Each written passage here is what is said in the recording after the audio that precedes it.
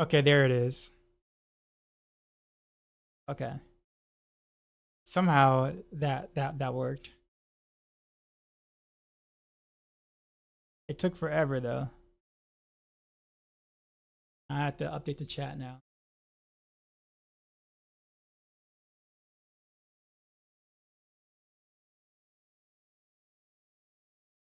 All right. Test. All right. Let's see what that looks like on YouTube now. There we go, I guess.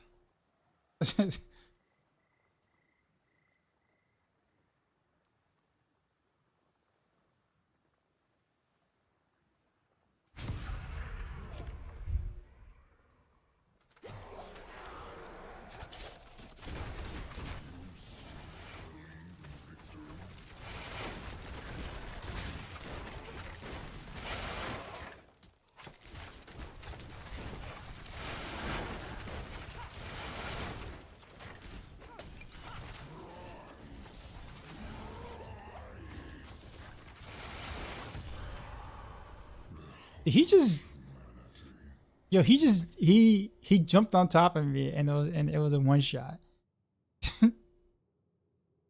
Build for rapid fire. I mean, it's basically my rapid fire build from like live game. It really isn't much different there. Bro, he just like jumped. He he just jumped me, and I just like instantly died. You got the sword. You're not gonna use it?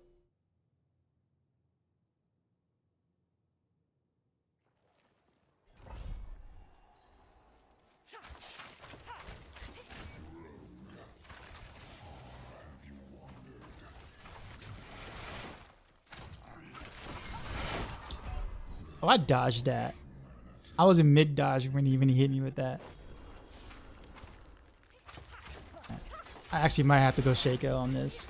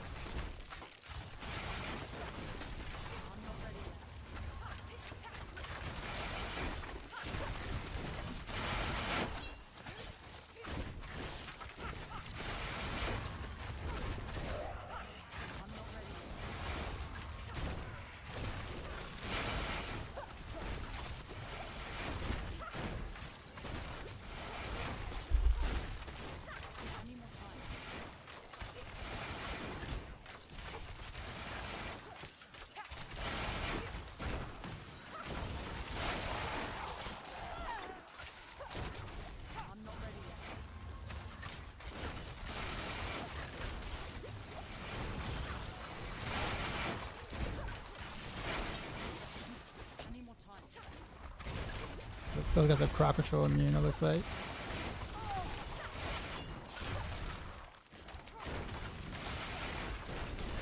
Out of potions. Oof. How is it that you're able to get these uniques and I'm not? Ah. That's what all my sigils see. All my whatchamacallit. That's a lot of farming for that. I think those are all my compasses, right? Yep, all of them gone. Oof. All right. Yeah, I might actually have to go Shaco on that because you're goaded. Do you think the rewards for this event needs to be more than what we get? I don't know because I haven't really done it enough to have an opinion. So I probably would agree with what most people would say about it, but I haven't like done it enough. Did it like once yesterday. No, I think twice or three times yesterday. And then I try to do a really hard one. And did not finish. So I don't really have an opinion yet.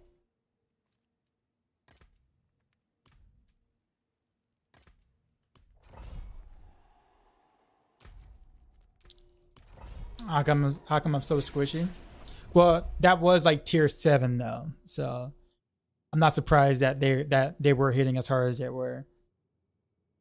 It's the only content that I actually have taken any damage in. Before I was like running 20k life, with all dex gems.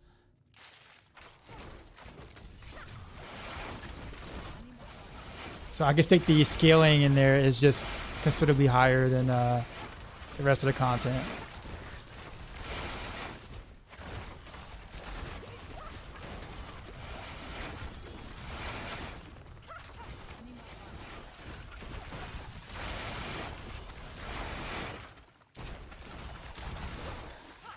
But I also like gear super glassy too, so of course that's kind of on me.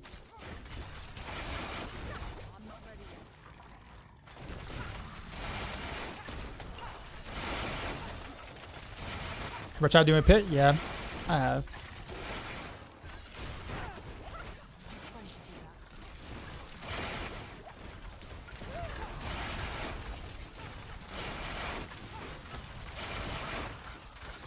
Currently, right now, there really isn't any reason to actually do a pit. The scaling is definitely different. The bosses obviously is bugged until you die, and then they go back to their normal life. It just seems to be like currently right now kind of a waste of time in PTR.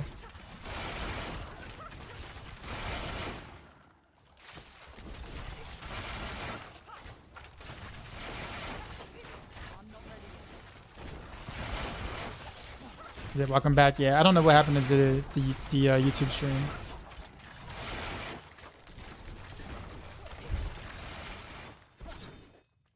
Wait, is it this way?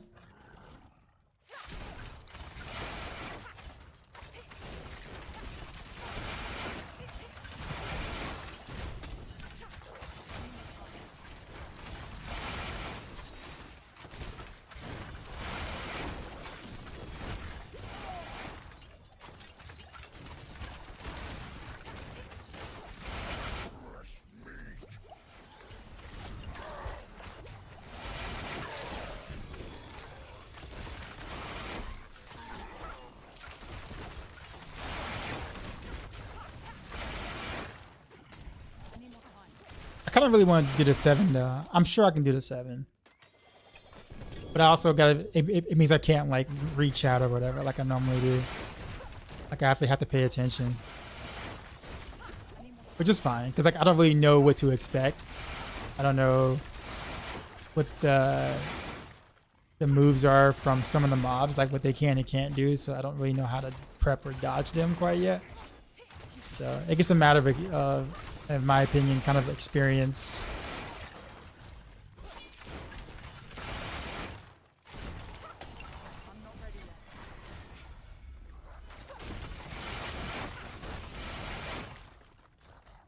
And also I might have geared like maybe a teeny bit too glassy, possibly. Maybe. Just a teeny bit.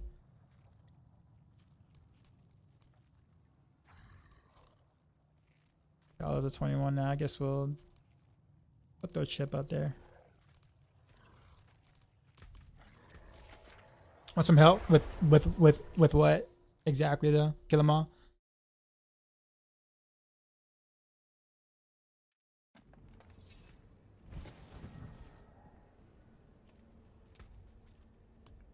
Let's see. But yeah, AJ, I'll take that sword of yours. We're going back to the 7, man. We're doing it. I don't care. We're doing it.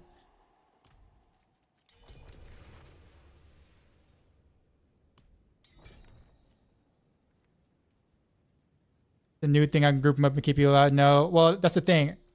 I can't learn the new mechanics if I have someone else in the party with me. Well, the whole point of me playing it is for me to learn the mode and learn what I need to do to deal with the threat. If there's someone else in the party, that kind of just defeats the purpose, defeats the whole idea of me learning what they do. Because then there'll be someone else that they're attacking. So it kind of goes against everything I'm trying to do. Is that Fame? Is that Regalis? Hello.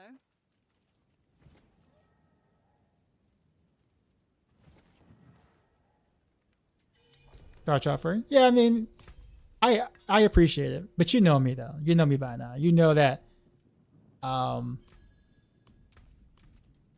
want to conquer it by learning it. Thank you for that. I will do that.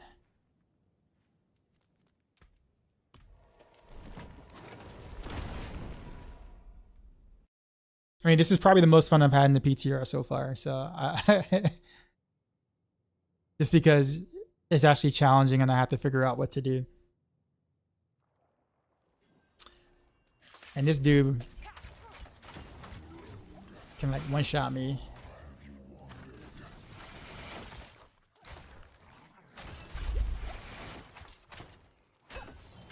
I'm not ready yet.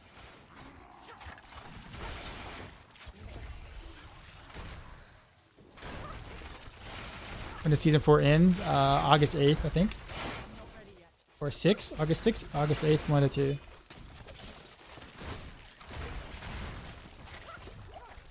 Oh, there's snakes. I'm not ready yet.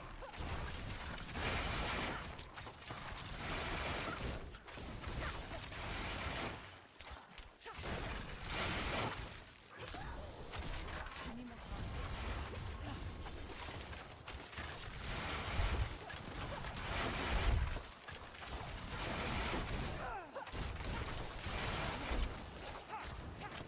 I'm not ready yet.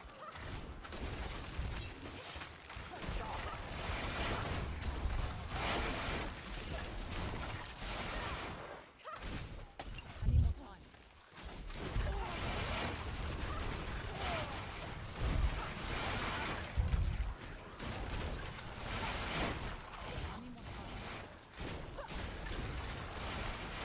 time. I need more time. Okay, so I don't have to really rush my attacks. I just gotta be strategic about what I kill and when and why. For survival more so than anything else. Because my damage output is there.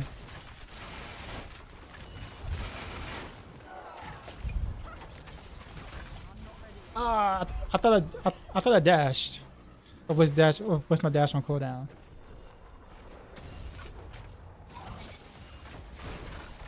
Huh. I'm not ready yet.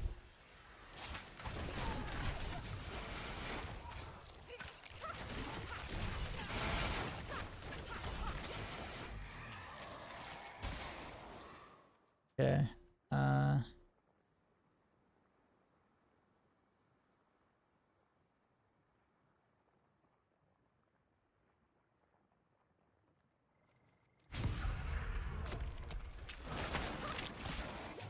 Does your Flurry build need ranks to Flurry? You mean the Andorio's build? No.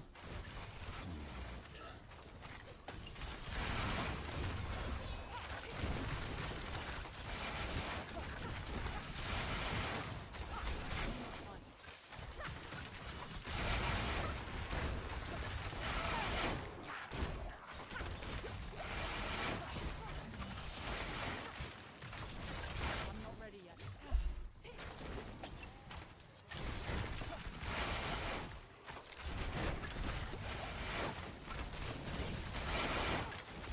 I'm not ready yet.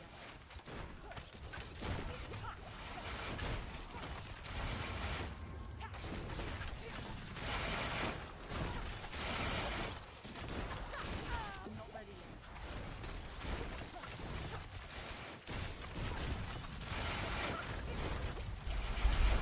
Whoa, that poison ate through all my potions too. Oof. I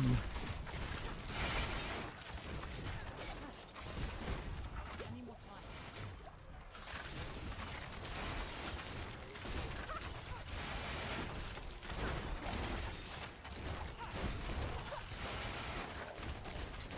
I need more time.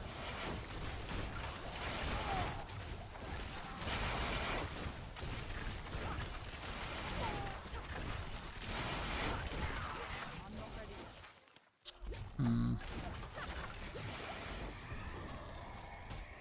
Trying to make some changes real quick. Fighting a lot of at least, so I can't really knock anything back. So we'll go with Heartseeker as a basic attack. And we'll do this cow traps here. Actually, I think I might be better off with Shadow Step, honestly, than cow traps right now.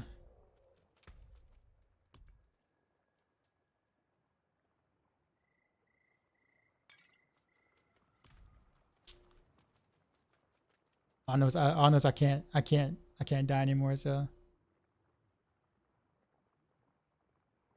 masses deal unavoidable damage. Yeah, no, not happening.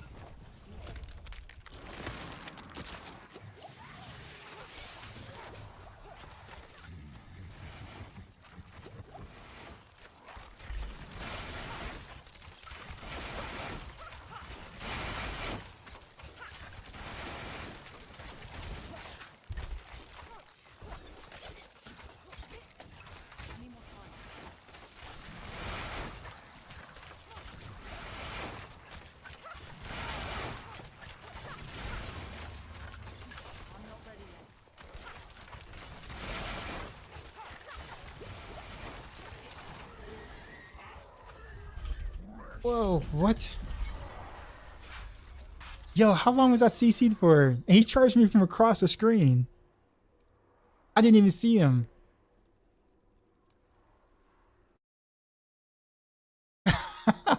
What? Across the screen.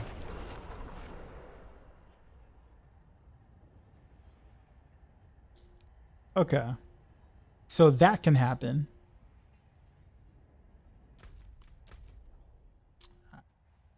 Well, I guess we farm some more of those.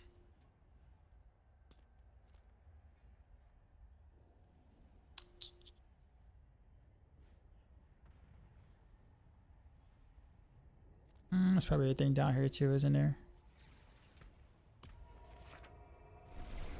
Yeah, he just screen charger 3000. Yeah, he just showed up out of nowhere. Nowhere.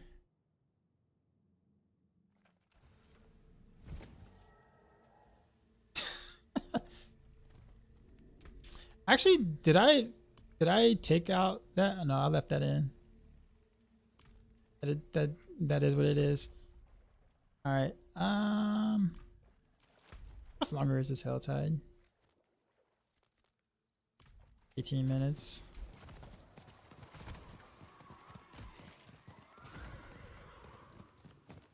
I need time to do that. Yeah, but yeah, he just charged full screen and it was an instant CC. I didn't even know. My child, all alone in this darkness. Please, help me find my baby.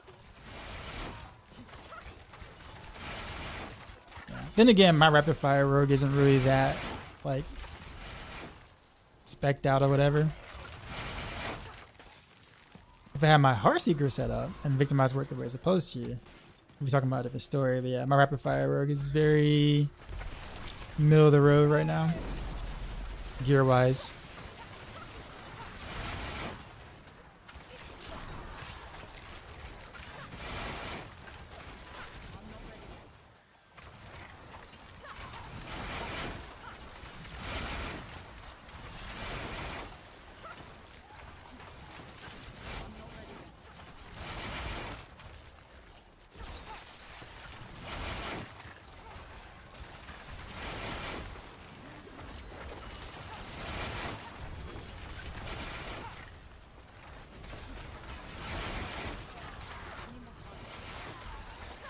I'm gonna blow Cliff. What's going on? Yeah, the butcher just showed up out of nowhere.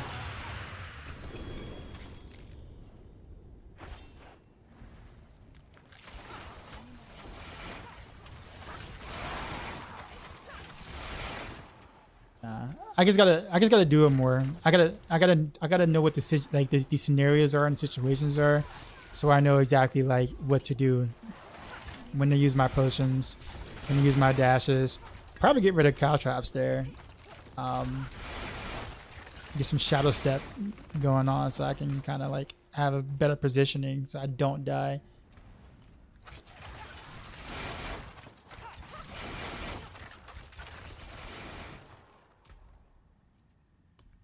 So let's go back to my whatchamacallit for this content.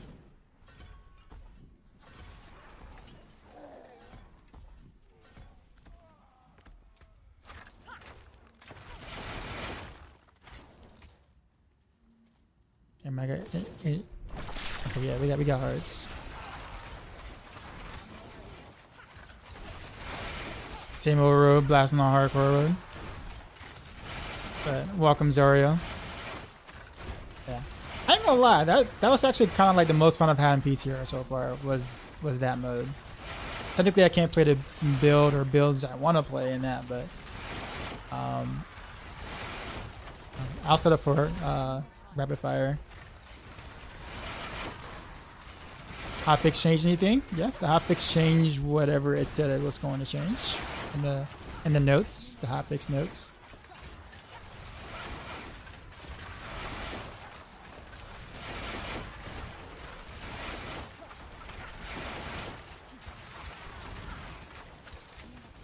They made on PTR there is something they're still tempering with that option to reset.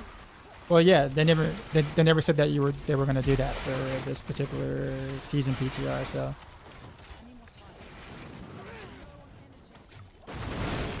yeah, they never said that they were fixing that for this season. They said they were looking at maybe extending the amount of times we can temper in the future. They never said anything about resetting. They never learned. I actually think that part is actually fine. I mean, we may agree to disagree with that in a sense. I actually don't mind if an item breaks, or if you only have X amount of chances to be able to temper an item. But I do feel that the pool of choices we have is so bad that we only want one option in those temperate manuals. So we don't get that option. Every other option is just way worse usually. So that's kind of what I dislike in a sense, because you can't use it for anything else. Like if it doesn't happen on the thing you want, the other 3 or 4 options are just so bad that you just don't even want to use the item for anything else.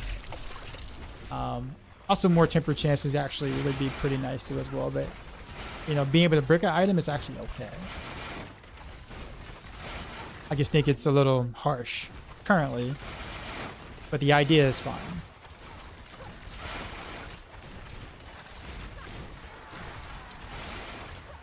May the brick be you.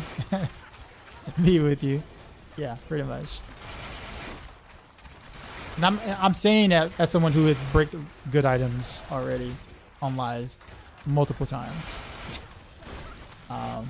So I mean, I feel the pain. I feel the same pain as everyone else.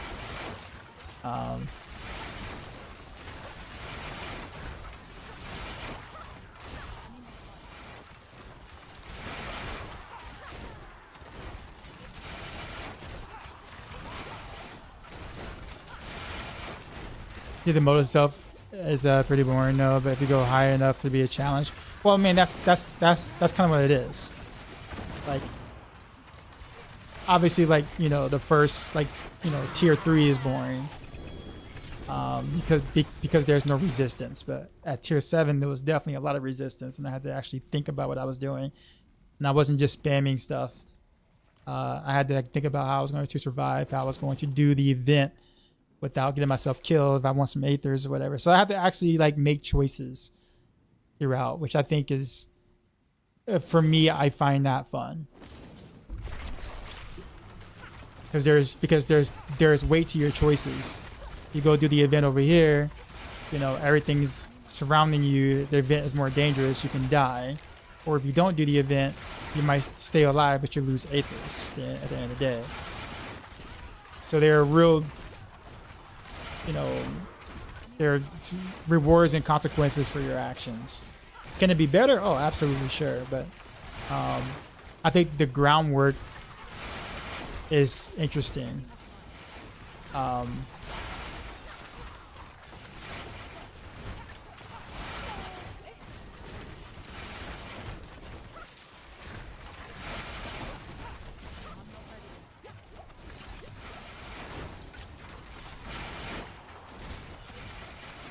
Are the scrolls for upgrading compasses? Yes.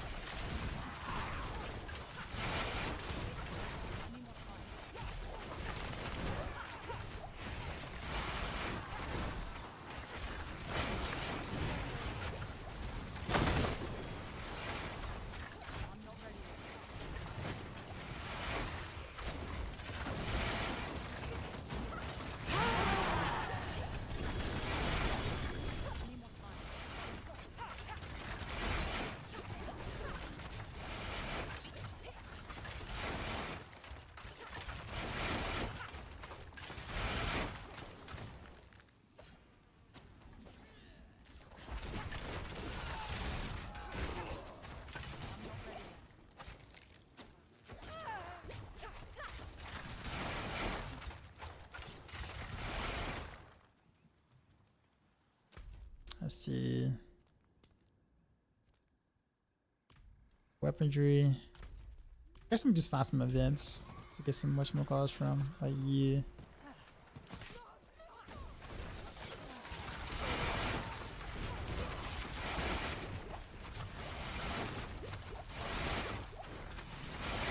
Okay. So I've read most of what you just wrote, take neck.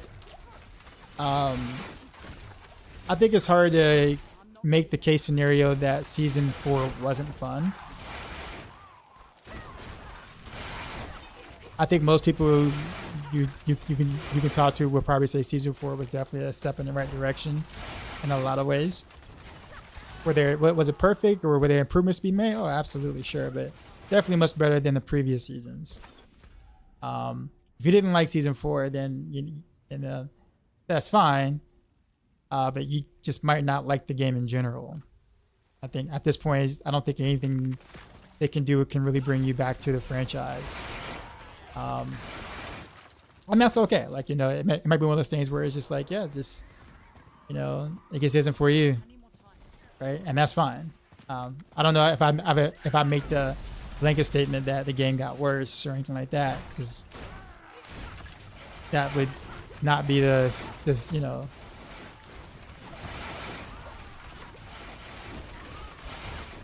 But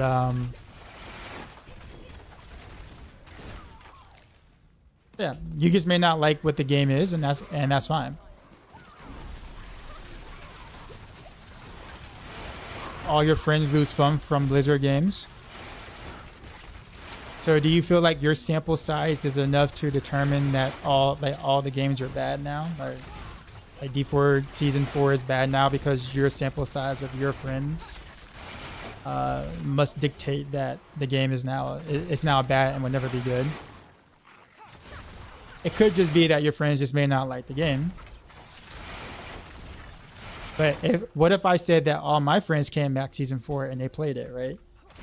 And they thought it was fun. Is my sample size big enough for me to make a claim that the game is great again? Probably not. But I would never use my friends as evidence, because unless I have, like, you know, roughly 100,000 friends, then my sample size is, well, quite meaningless. Like I said, I mean, the game may not be for you, and that's fine.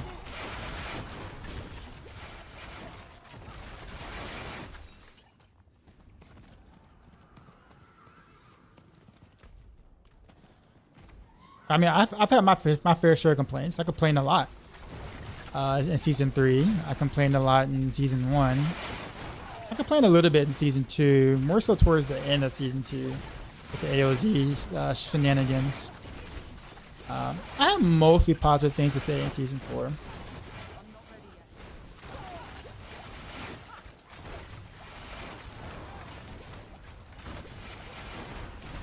Your opinion is the only opinion that matters. Oh yeah. Oh yeah, there is that. Right. That's how it's done, right?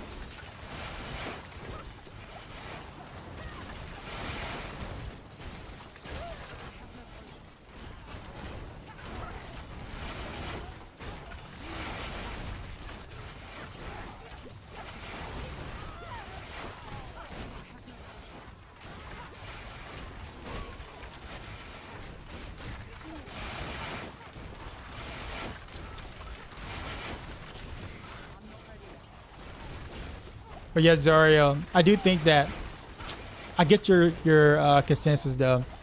I do think hopefully there'll be more than 8 tiers, of course.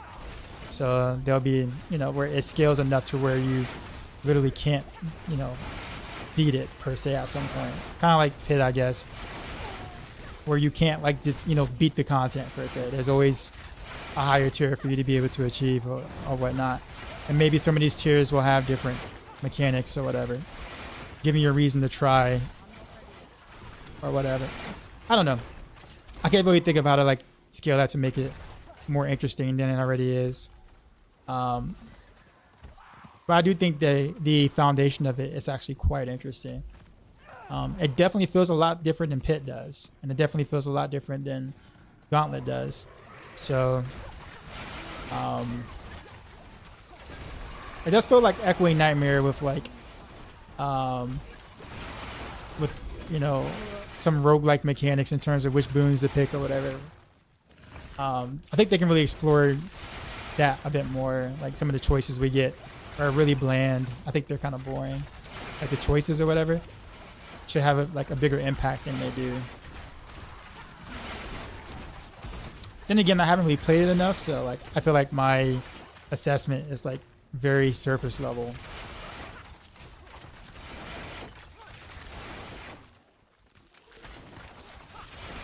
J Rockers, what's going on, man?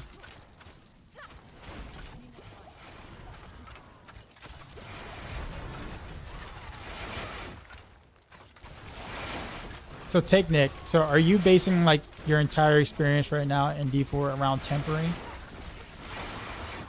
Because like that's really the only thing you've said so far that has seemed to upset you about Diablo 4 is being able to brick an item.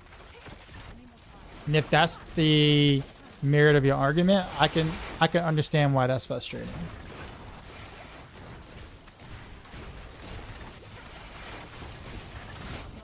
But I don't know if I would say the entire game is bad, or G4 will, you know, be this or never end up being this because of one mechanic, because of one in-game system that, you know, you obviously do not like, right?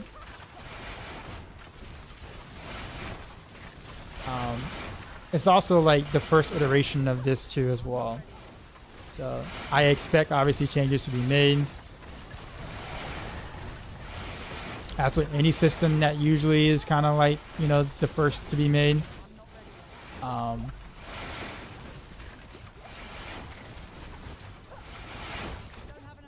about bug? You want to talk about rapid fire? Oh yeah, absolutely. I complain about bugs too.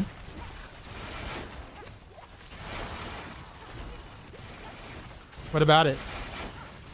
I think it sucks too. You're right. In fact, every rogue build that's been good, basically any season has been based usually around a bug of some sort. Drop your Scoundrel's Kiss and see how much damage you get. You do know I play more rapid fire than probably any other content creator, right? You can check my YouTube, season 1, season 2, season 3 rapid fire. The only other person I think has probably played as much, maybe more than I have, is Zario, and that's really it. So I totally know exactly how rapid fire feels without the ring, sir.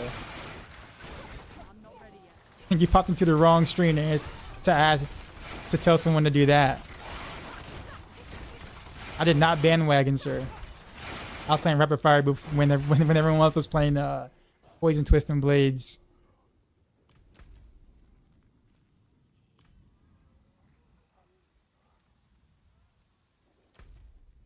But yes, bugs.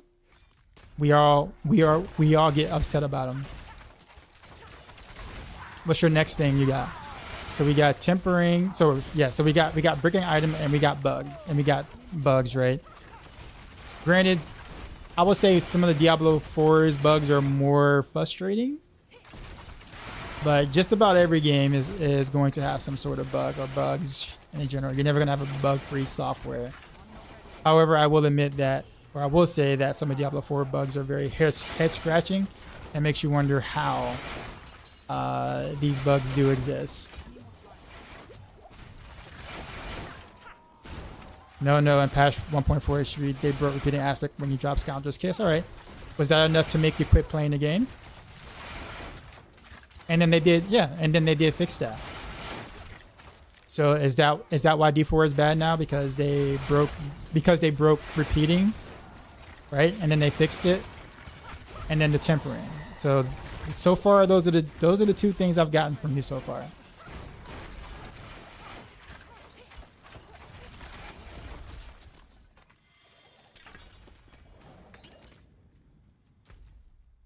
If you notice, I'm not disagreeing with you. I am absolutely not disagreeing with you.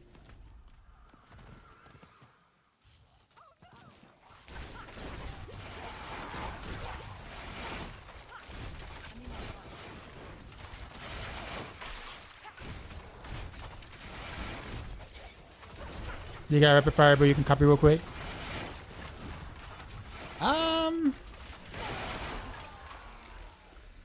If you click on any planner in any of the Maxroll guides, you should see a drop down that has my PTR builds. I haven't really updated yet because I didn't know what the data mine was gonna be like. So, oh crap! I just realized I got 16 seconds. I haven't grabbed a single chest. Rip me.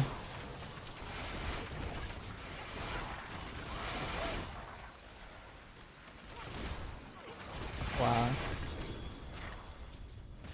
Yeah. The whole point of me doing the Helltide was for me to get the whatchamacallit, and I legit didn't even get any in my chest. Wow. Hey, I got the new bracer though. Yeah. All right. Well, that was a rip of 20-something minutes. I could have been doing something completely different.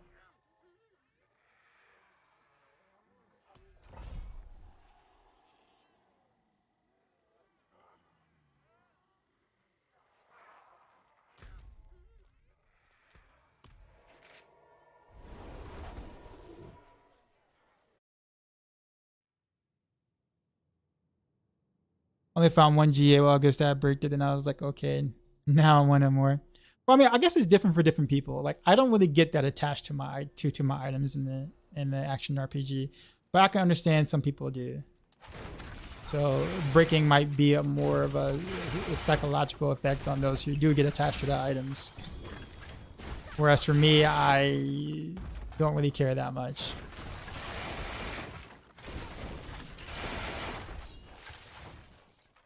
But everyone's different, right? So I can't really say one's good and one is bad and one is whatever.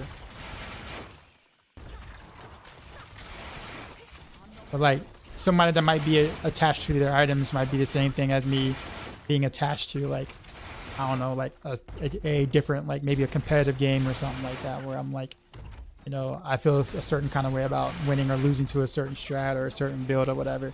I might like rage or whatever, while someone else might be like, who cares, right?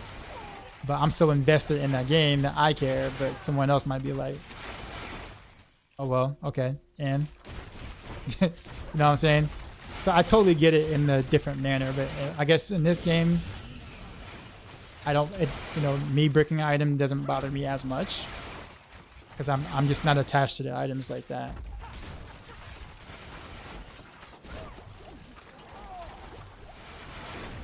But I know that's a personal thing, right? You know, everyone's different.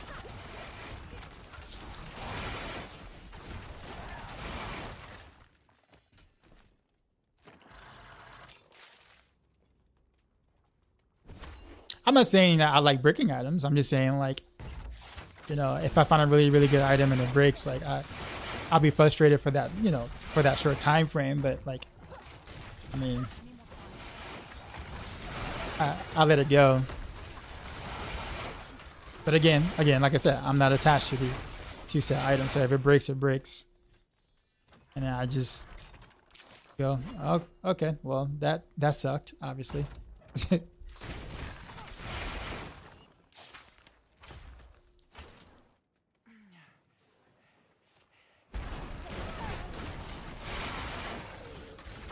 All right, AJ.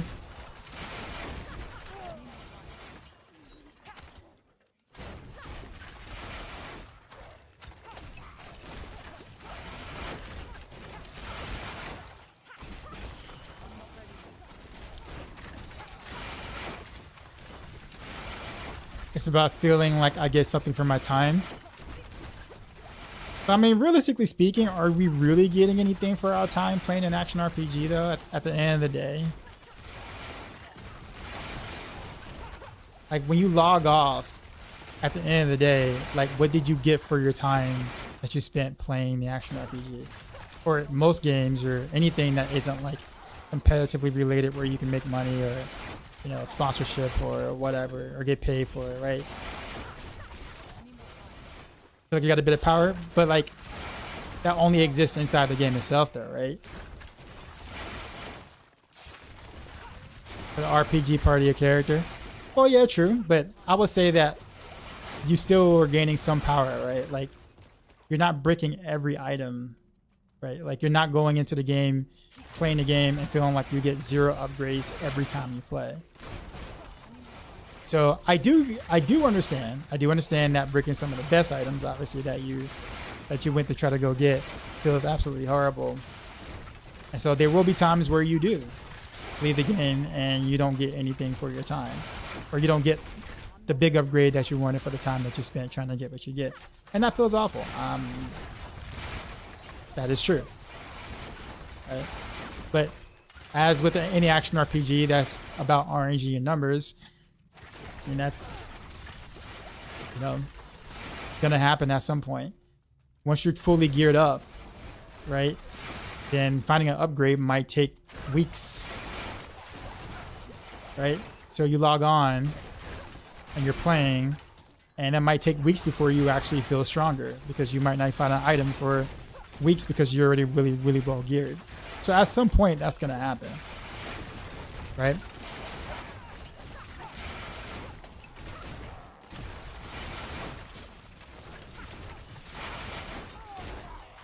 Dopamine is the answer.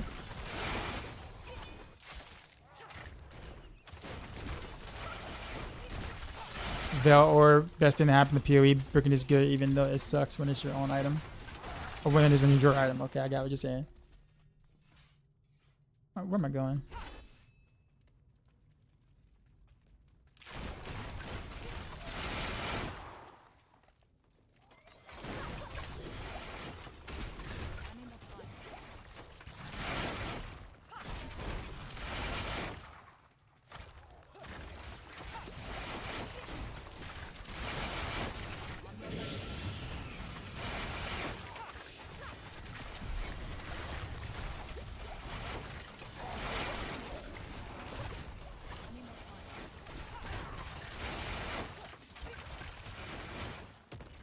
Then I don't care how you think Bricking has to go.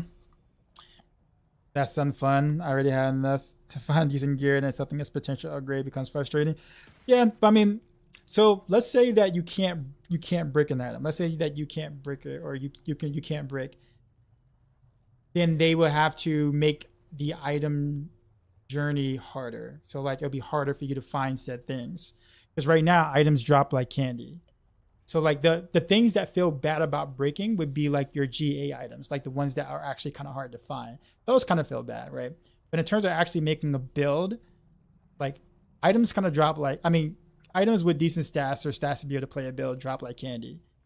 You have to kind of make those harder to find if we're, you know, to make the gearing journey, you know, worthwhile. Otherwise we're done in like 3 or 4 days. So I get why they want the bricking thing to be there, but I don't think removing it is the solution without making other choices to the game. Otherwise, again, we would just gear up in like 4 or 5 days and then not play the rest of the season. Right? So like we can, or maybe make tempering cost way more. Make way more resources, maybe. Make GA items cost way more resources. If you can't, you know, if bricking has to go, like something has to like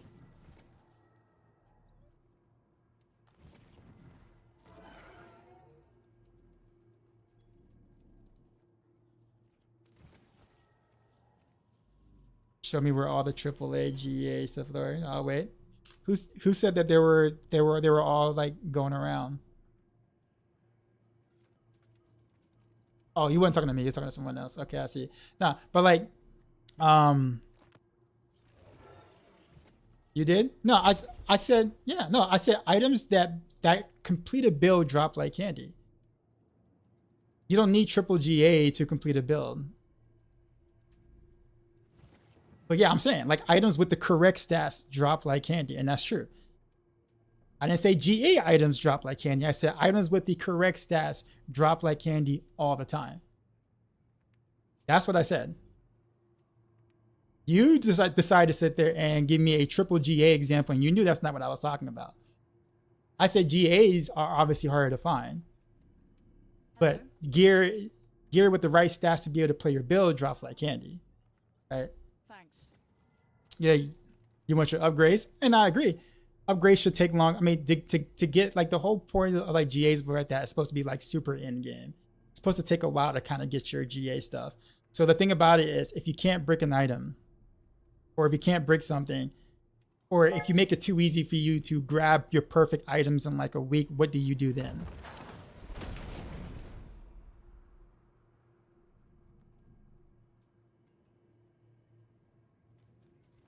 See what I'm saying? Like, what do you do then? Yo, I just got somebody in chat. What was that? Look at that. Somebody said, Docs, I hear the greatest. Let's see.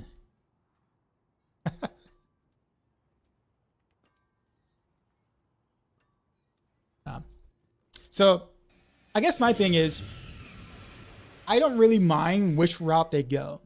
Honestly, I don't really mind which route they go, but I just don't, I just don't want the gear chase to be so quick like Diablo 3 was. Like Diablo 3's gear chase was so freaking fast because it was easy. The only thing that took a while was just Paragon, maybe some legendary gem leveling or whatever. But like, so I don't care necessarily if an item bricks or not. But like, if they chose to not brick something, then the gear chase needs to be longer. Or there needs to be better syncs for what you're doing with tempering. Like, if we just not brick for free without changing anything, then like, again, our journey would be over in like 4 or 5 days.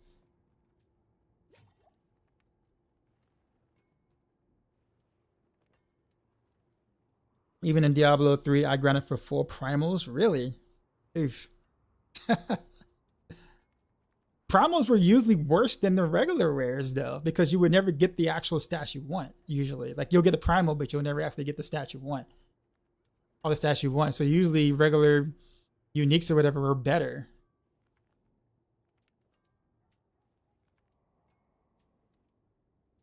You did if you grinded enough from. I've never seen anyone with perfect primals. And in a live Diablo 3, not PTR Diablo 3, where you can literally just obviously infinitely get masked, but like in a live Diablo 3 server, I've never seen anyone running around with perfect primals with the exact stats on every slot. Not a single person. Not even the Korean realm had it. At least I didn't see him on ladder or leaderboard. I could be wrong. Maybe just a collector might have had it. But like, what's the point of having all that if you're not gonna do anything with it? I just never see anyone like in the top 30, 40, 50 on any leaderboard, on any class, on any D3 live that actually had full primals and every stat that they wanted.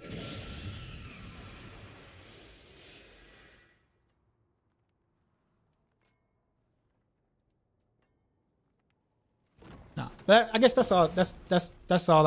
I'm kind of where I'm at with. I don't mind. I don't really care whether something bricks or not, but I do not want to sit there and play and then have near perfect gear in like a week. Personally, because the whole point of playing an action RPG is the item hunt. If you hunt your items and you're done with them in a week, then what's the point past that point? So there has to be either some sort of reason for you to keep playing or to keep hunting for better items versus them kind of just being handed to you. And so I know bricking is a very frustrating system that definitely needs some tuning for sure. For sure. But I don't think it should be free as an alternative, like something else has to go or give, in a sense.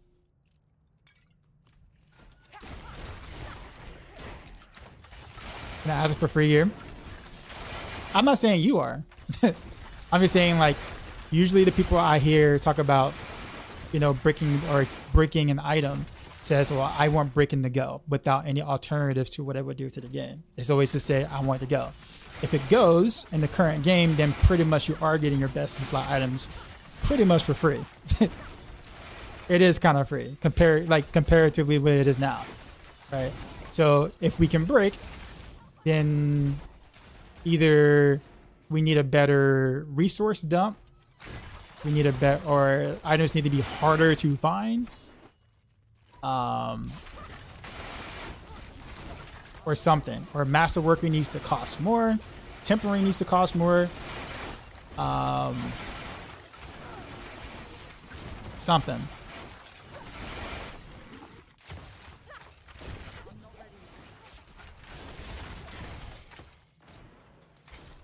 For the game, not necessarily for what I may or may not want, but like for the game itself.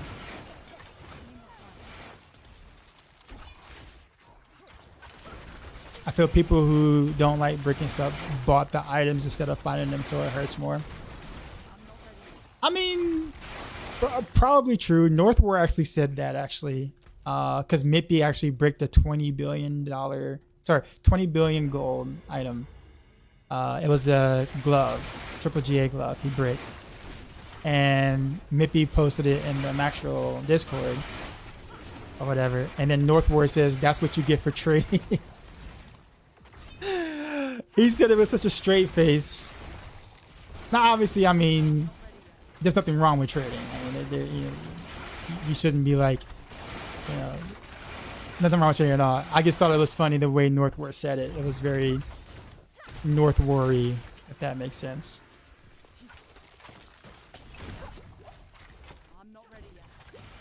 But he said it in like Northward fashion. I'm just like, dang, bro. Ouch.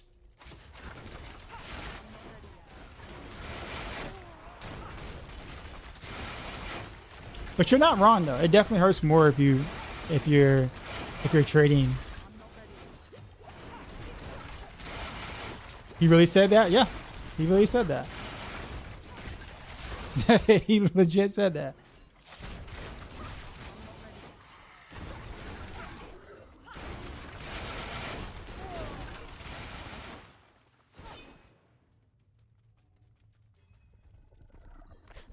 I felt bad for maybe watching the little like short.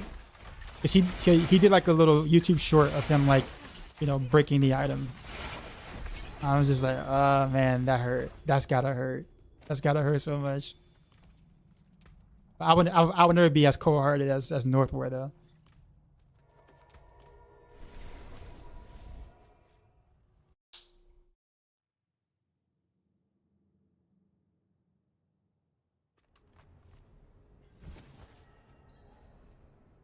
Is Northward still playing the game? He plays like the first week is some change of the season, like the first week or two, and then that's kind of it.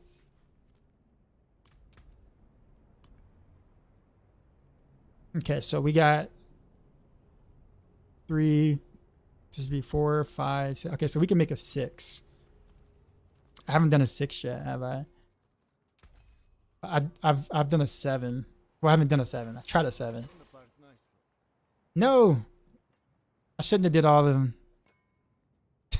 Oh well. Okay, so I guess I'll find another one, guys. I'm like failing so hard. I'm feeling so hard tonight.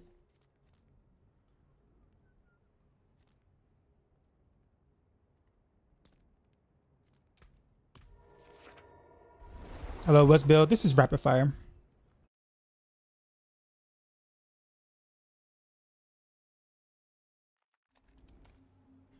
Mark, is that that's your degree? Even if we disagree, so like it, we're just going to disagree here and there, and that's fine. I'm not here to convince anyone of like what I enjoy, right? But what I am looking at is kind of the overall, like, what's the point of the action RPG in general? So like, even if I take myself out of the equation, like if I take what I want out of an action RPG out of the equation, what are you supposed to be doing in an action RPG? Right? And then you look at like how systems affect what happens in the said action RPG you're playing. So whether you like something or not, what is good for the game in terms of the drama itself? That's kind of how you have to look at it.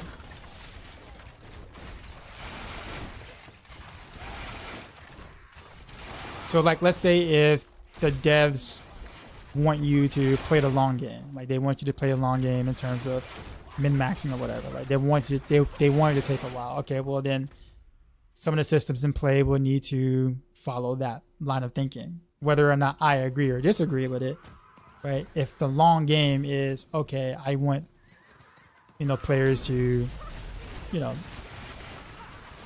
make it hard for them to min-max, make it easy for them to build a build, but make it hard for them to min-max. Well, technically speaking, bricking kind of like follows that, or kind of does that. I still think it's too harsh, in my opinion, but it does follow that philosophy, right? But I think the player base would mostly agree that it's probably a bit too harsh, whether you're on the side of removing it or the side of getting, adding more chances to temper through other items or materials or whatnot. But what they did accomplish was making the item hunt harder, which is exactly what it does, technically. Which for an action RPG, that makes sense. There just could be a better way to go about it.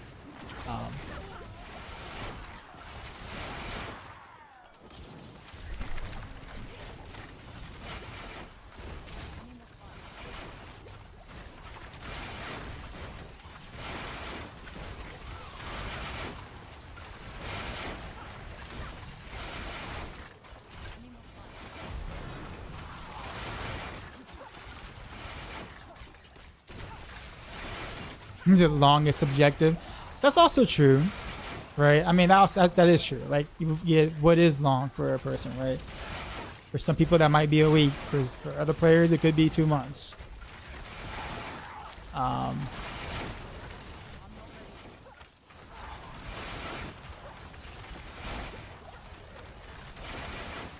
wish this particular set of devs didn't have such a fondness for snakes.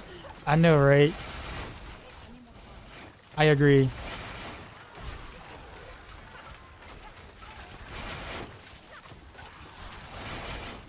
I think the additional roll per GA is a good and fair change. I can live with that.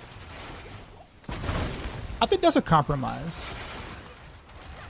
They obviously don't want to get rid of the breaking part of it, so I do think that that's a decent compromise.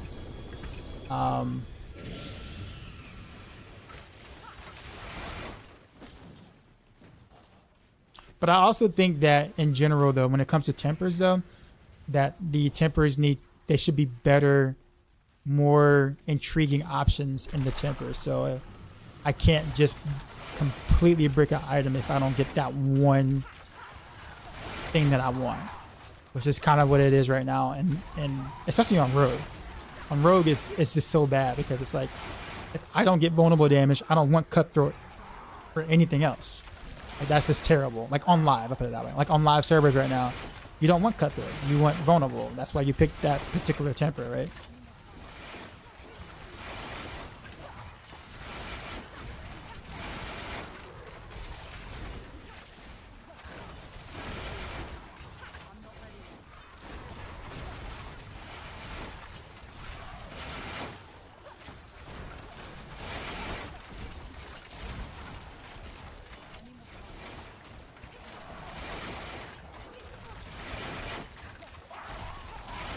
You suggested in Moody's chat, and he mentioned it to the devs, and you're super psyched when you mentioned it.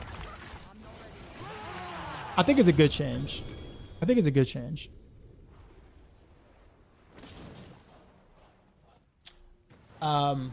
Actually, so Riptide, let me ask you a question. Let me ask you a real question. So, at some point, I'm not saying bricking. At what point would you be okay with playing for 100 hours and not finding an upgrade in Diablo 4 or any action RPG? Because we do know that at some point, right, the better gear you get, the less likely you're going to find your next upgrade. It's going to take a long, long time before that happens. At what point are you okay with spending, you know, maybe several hundred hours or 100 hours and not finding an upgrade?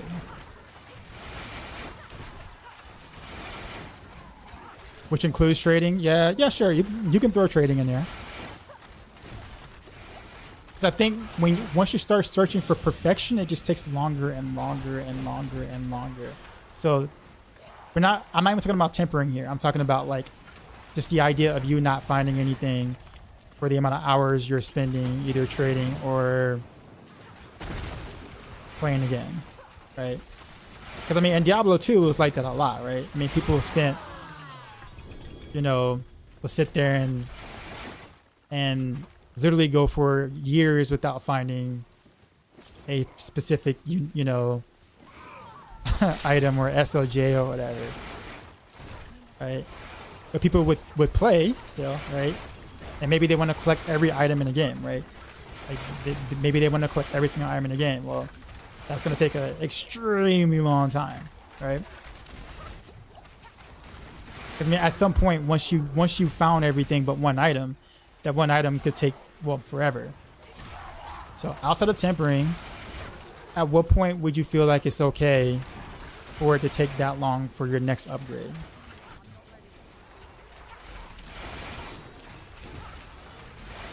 Because it's going to happen at some point, right? I should be almost completely done with my gear at around 500 hours in a seasonal game.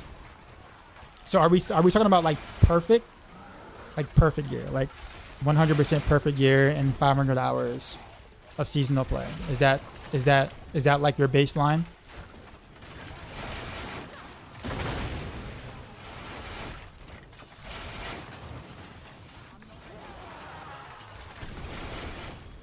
But no, I think no.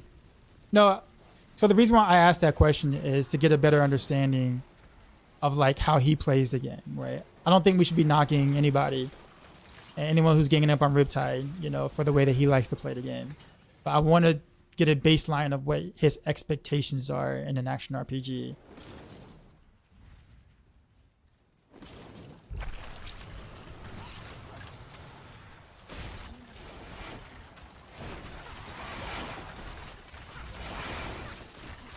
But yeah, he's at 500 without trading. Now he's talking about perfect items. We're talking about like triple GA every slot, triple GA, quadruple GA, whatever, in every in like every slot.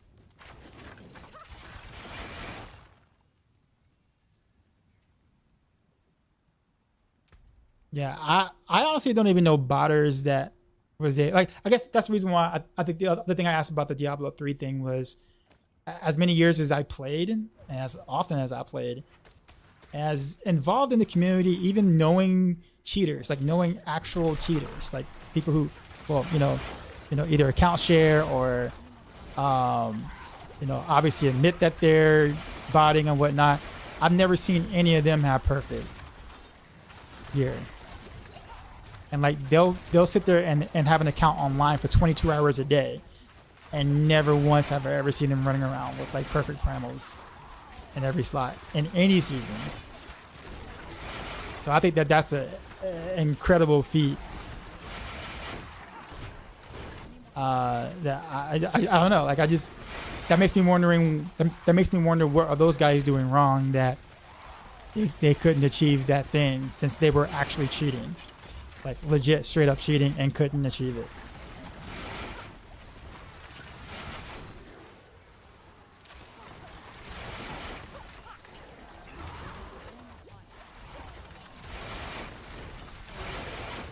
And we're talking about like good cheaters. We're talking about like professional cheaters, people who like had like the best bots like you can only find, or in the best scripts that you can only get from like the Chinese or whatever. You know, like we're not talking about like your amateur cheaters here.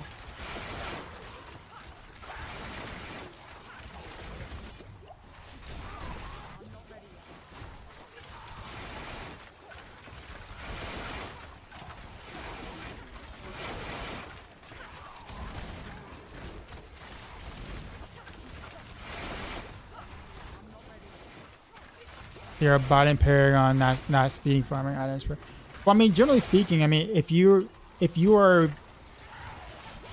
Paragoning for the most part, then you're pretty much clearing GRs in what, a minute and 30 seconds, roughly. Like that's pretty much like your baseline. You know, if you can do like a minute and 10, depending on what build you're playing, that's still getting an insane amount of items per hour.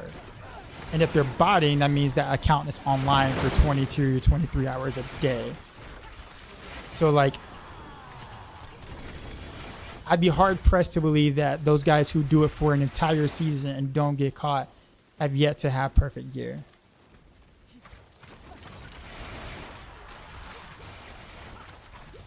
Considering how many hours a day that runs. Or account sharers.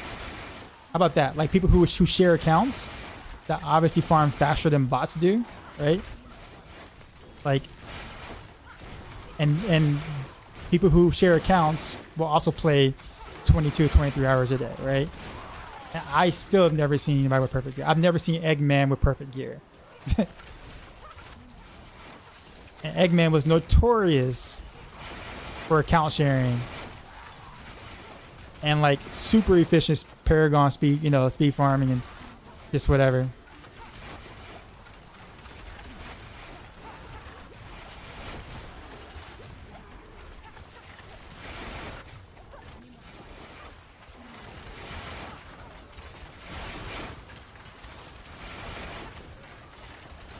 Also, imperfect gear is where you make a lot of most interesting decisions. Well, I mean, I think that's the thing too, though. Aslot.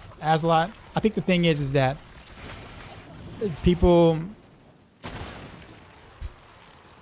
what people find entertaining in a game will be different from, will be different, right?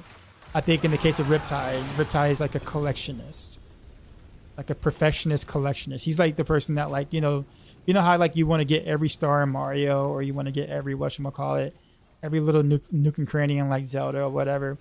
It's like that, but action RPG related.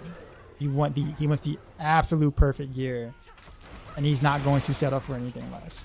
Now, in action RPG, obviously, that's a hell of a lot less. That's a lot more time, right? In a sense, and there's way more RNG involved than like, let's say, Mario or something like that, right? But like that's the way he likes to play the game. Yo, Darkside, we just got raided, son. Juggernaut with the raid. You know how we do. Drop my new beat for these new viewers. What up, man?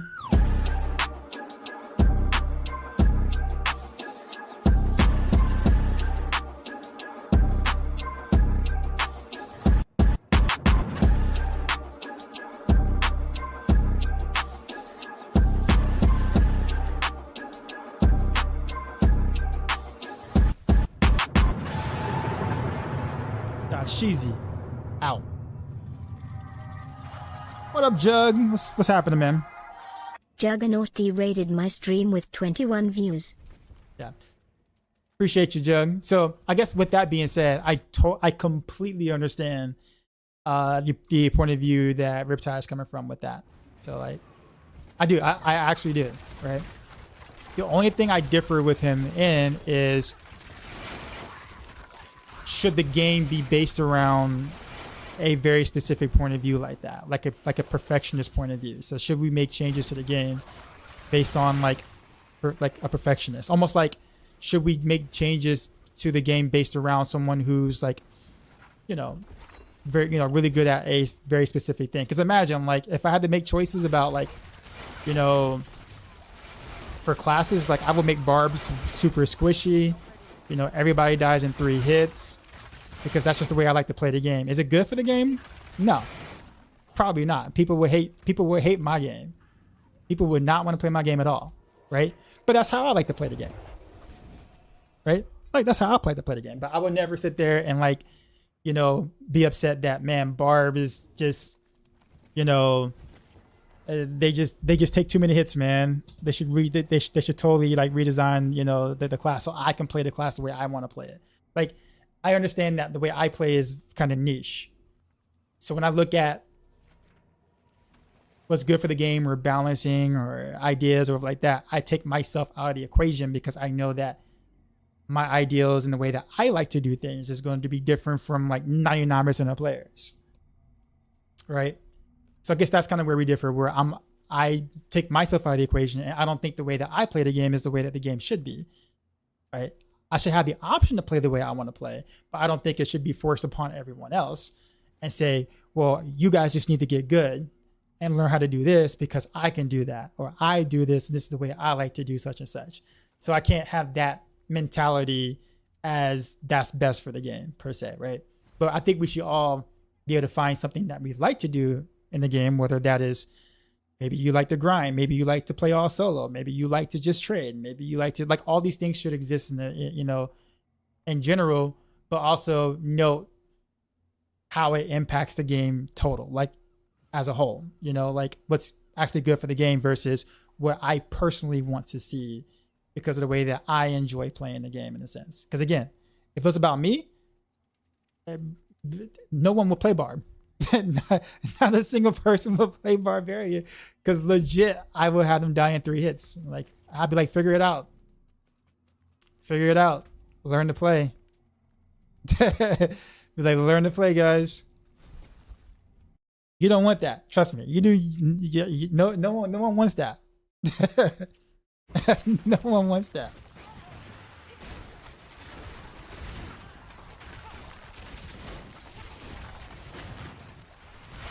I gotta play with the third light glasses on. Is that what it is? Who redeemed that? Cafe, gotcha. Wow, the Barb hate. No, I mean, it's not really Barb hate. It's just that, like, for instance, like, I can't play Necro minions, right? I say can't play it, but I just don't enjoy it, right? I just don't. I think the playstyle is really boring, but I wouldn't change it. I wouldn't say it's bad. I wouldn't say it's, you know, I wouldn't do anything different about it. It's just something I just particularly just don't like.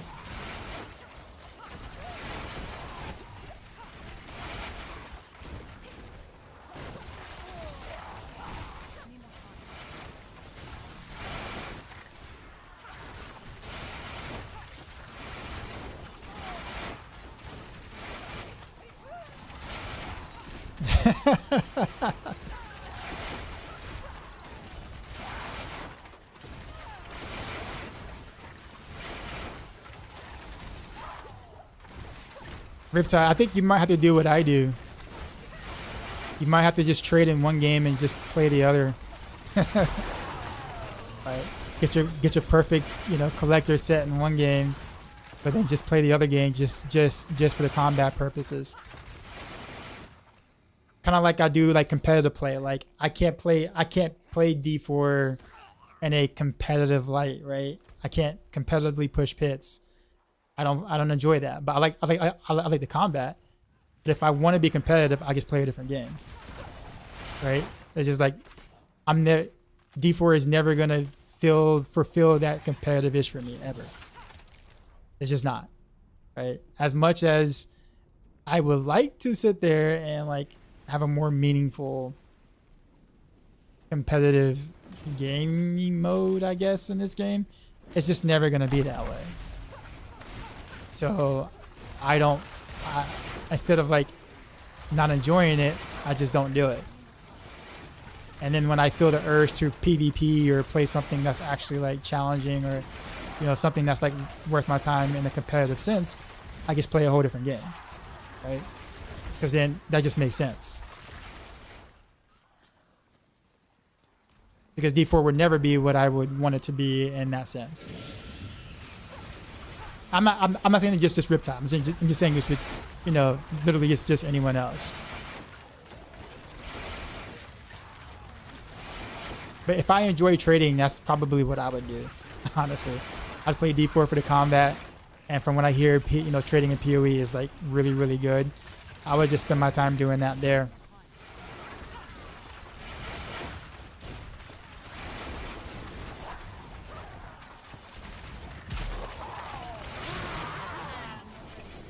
Especially considering how rigid and, you know, anti-trade, you know, Blizzard tends to be.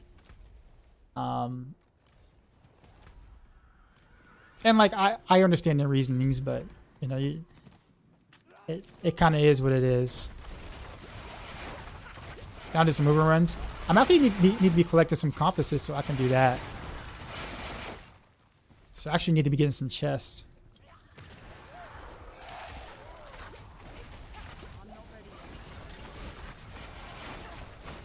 I'm gonna get PoE a shot. I'm not touching. Well, I actually plan on playing PoE too. I'm actually very excited about that.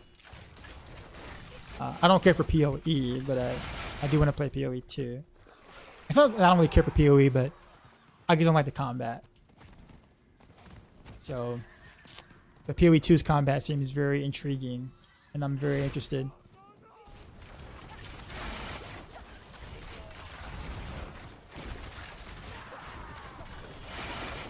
Sick Prodigy, yeah. So Sick Prodigy, I agree with what you said. I think the reason why I'm saying what I'm saying is just like I think it's okay for people to disagree and have different opinions, but I don't like it when we jump on like an individual because our opinions are different or the way that someone plays the game is different. I may not necessarily agree with, you know, what's being said too as well, but I can understand why he likes playing the way that he does. I can understand why he wants things to be the way they are. But of course, that's a personal preference at the end of the day because of how you want to play, right? But I get it. Like, I get it. Like, I totally understand it. Even if I would never do that, I would never be that person. I would never care about the trading. Never. Ever. at any point. But I can understand why, you know, someone else might.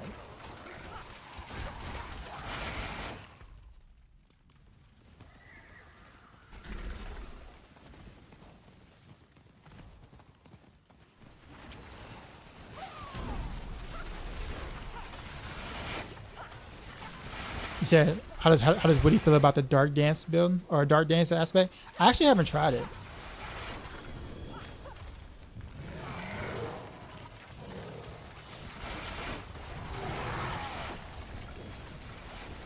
So yeah, let me go pick up all the whatchamacallits and then we'll go back to the whatchamacallit.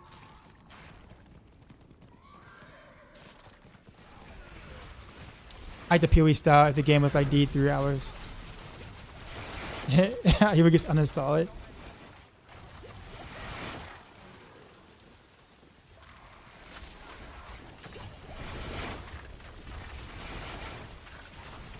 Said PoE 2 will be released in PS5 first, right? I'm pretty sure it'll be PC first. Or they might just launch all platforms globally.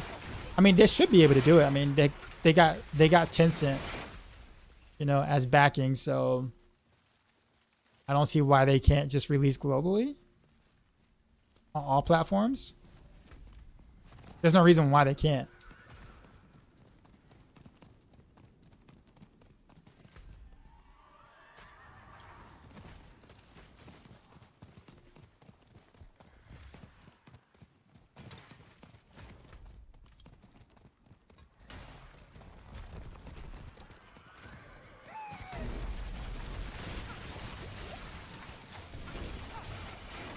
You see me fanboy. Oh, that was you in town? Dylan.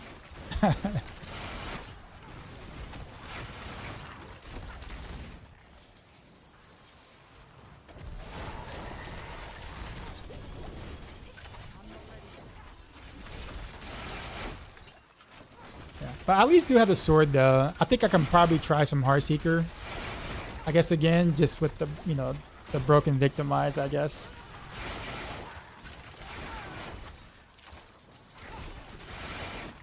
So at least my Heartseeker would hit like really hard, but I guess.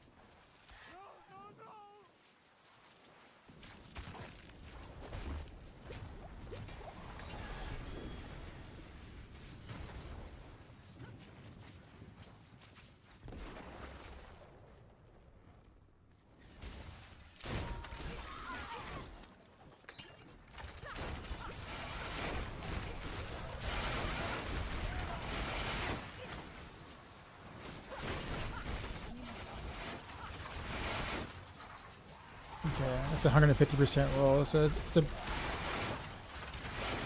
like a half roll, but that's okay.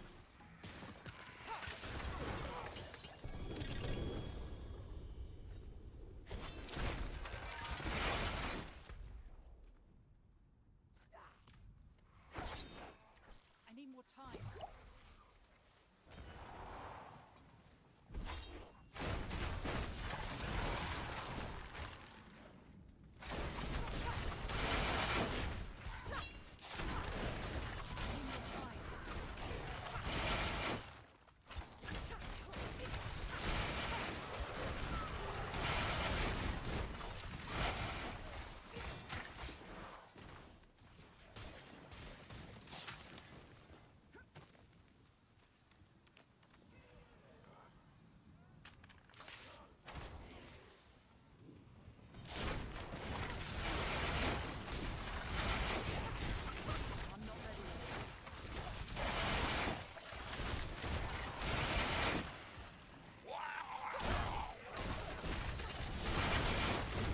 You think that Noxious Ice affects bosses during the stagger phase? Someone said that all types of CCs do. Yeah, all types of CCs do affect bosses, or should affect bosses in the stagger stage. That's partially why you deal so much damage when the bosses are staggered. Because everything works at that point, whereas before, none of your CC usually works. I need more time.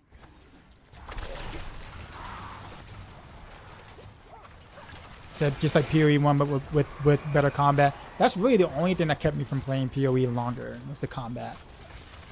I liked everything surrounding PoE, but the combat just was not compelling enough to keep me playing for a long period of time.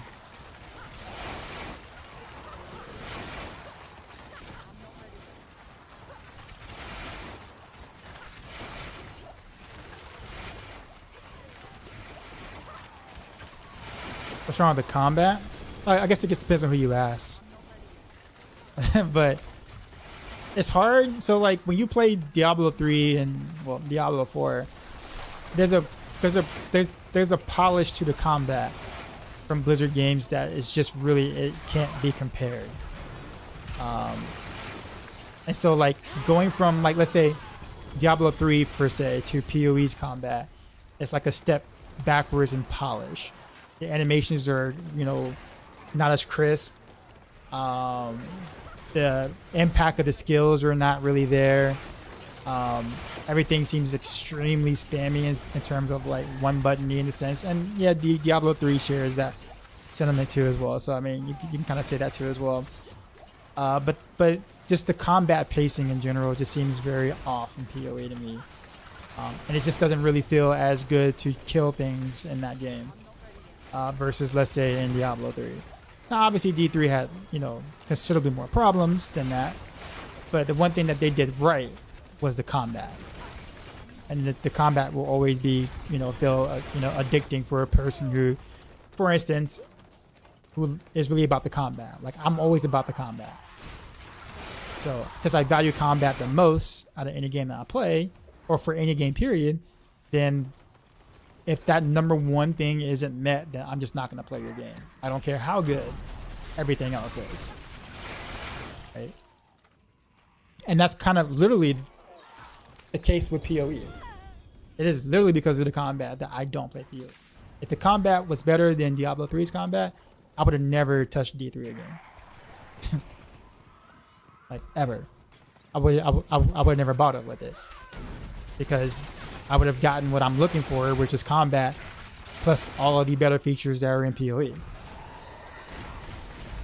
So,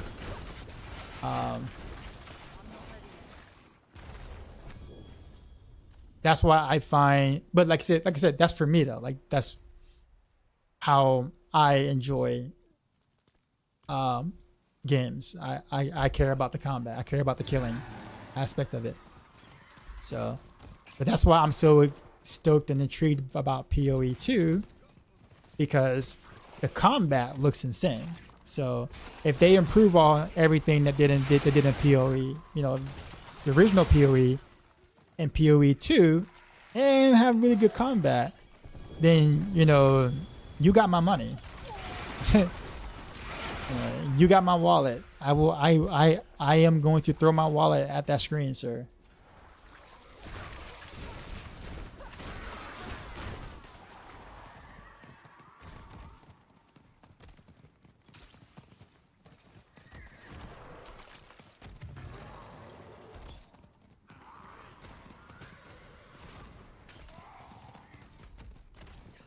To do that.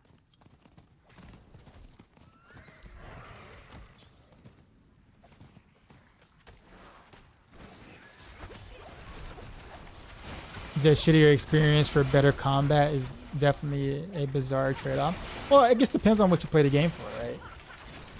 Like, when people play games, you're playing the game for entertainment that you find fun, right? There are people in this game that play for PvP, right?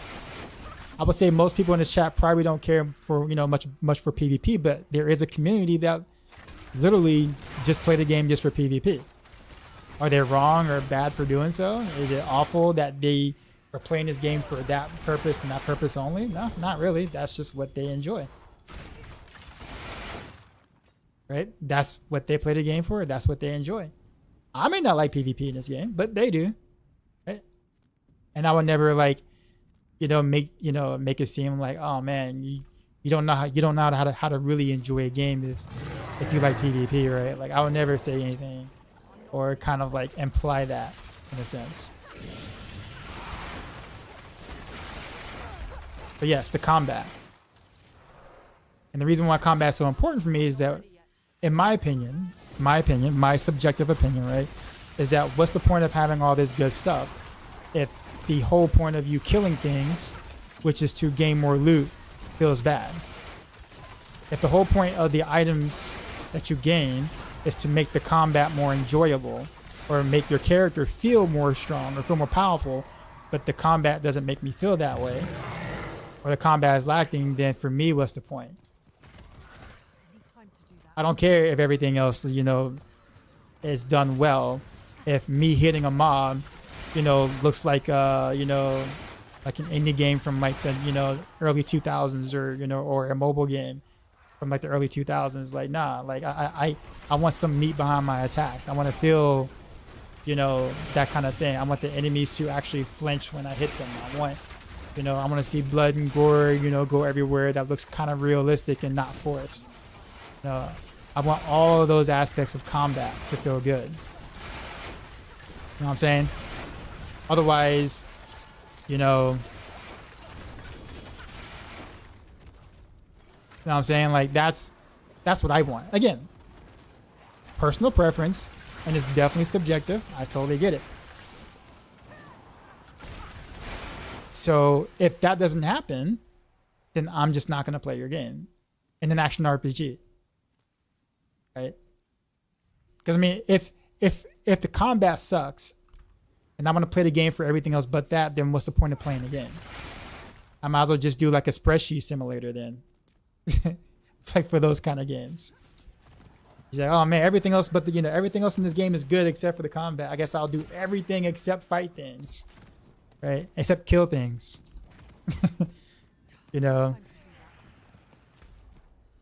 Like to me that's not fun.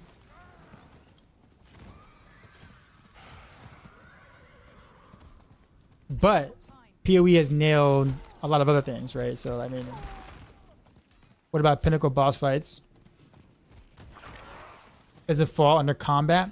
Well, I mean, here's the problem with that argument though. I think the boss mechanics are good, but the combat is still the same. Like, does your character's animation still look bad when you fight a boss? Yes. Does your build still look, like combat is more than just what you're fighting. Right? I think the pinnacle bosses are well designed.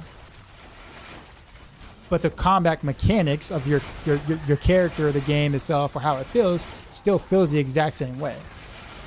Like your character doesn't all of a sudden have better animations. You know what I'm saying? Like, your builds don't all of a sudden, feel like a more complete thing. It just means that the boss mechanics are good, and that's true. It is good, but it's still inside of like pretty awful, like polish for combat, and it's not PoE's fault. They developed the game when they were an indie studio, and they didn't have a lot of money to polish the combat. I'm pretty sure they could have. They totally could have really made the combat feel better.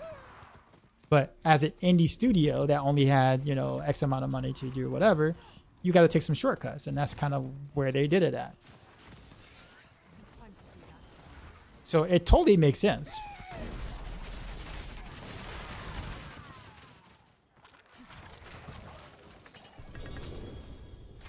I'm carrying too much.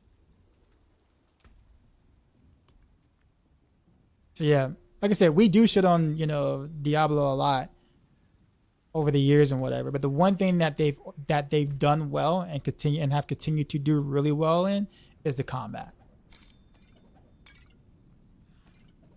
And no other action RPG has been able to since like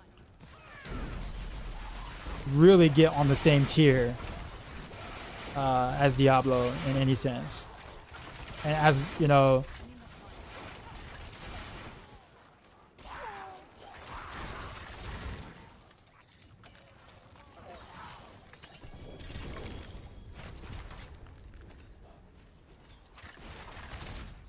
but yes, Ultra. Last thing to say about that is that give me those PoE boss fights with D3 with D3 combat, and man, I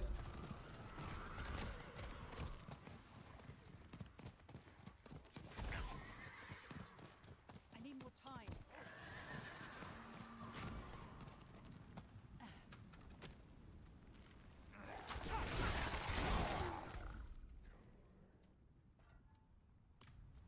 the song though, right? I need more time. PoE looks like it's backwards. The combat is just there just as a way to give purpose to the loot. I mean, you know what? That's really not a wrong way to look at it.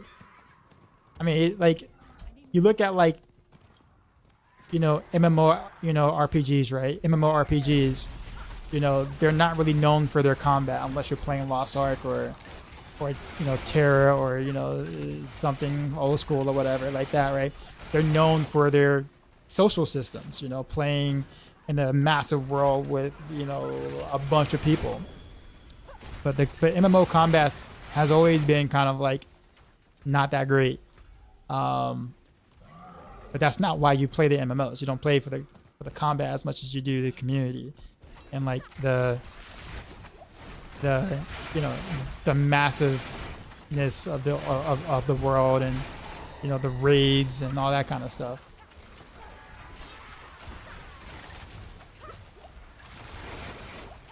Is Sword gonna get any love for next season or what, boys? a Sork on PTR can use bugs and hit for quadrillions.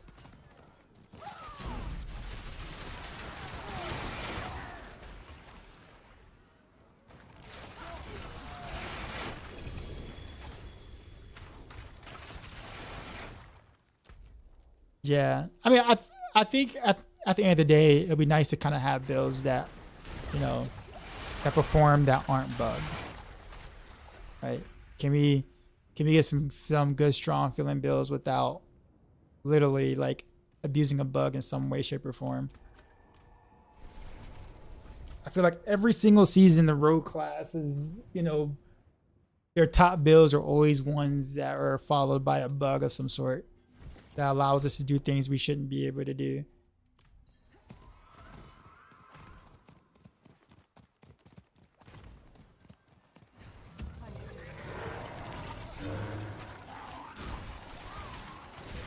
Not on Sork, you can't, apparently.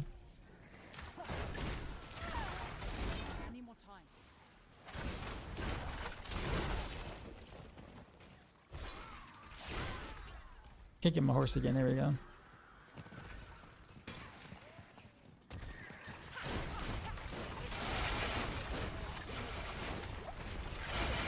Said Makuna, etc. So showcasing how bad the bugs are, so they get removed.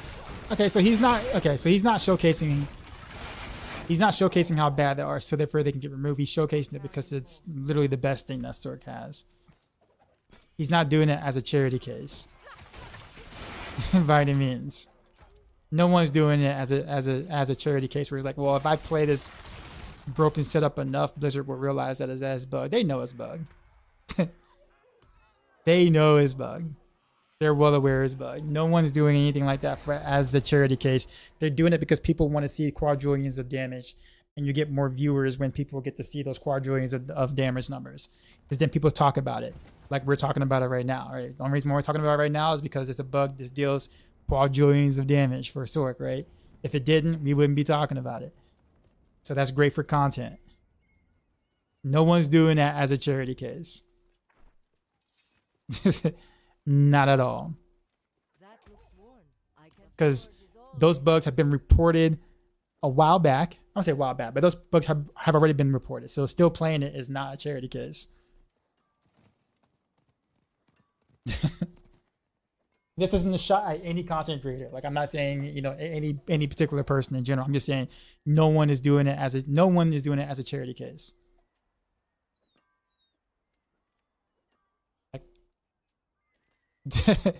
I'm just saying, people want to see the quadrillions of damage, so it's great for content. You do it for content. That's what you're doing it for.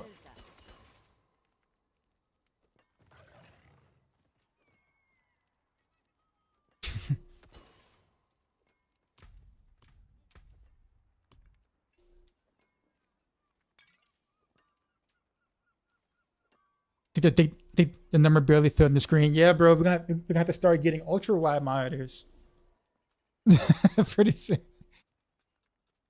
Rob's milking that content, of course, yeah. Well, that is his audience though. That is Rob's, like, you know, target audience at this moment. 3 monitors with comments in between. Yeah, y'all remember my rant? Y'all remember that?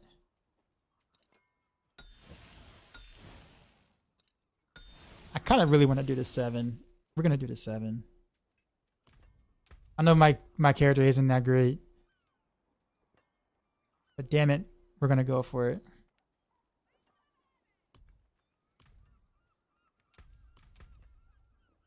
I might actually have to spec for some more defense though. I can't believe I'm actually saying that.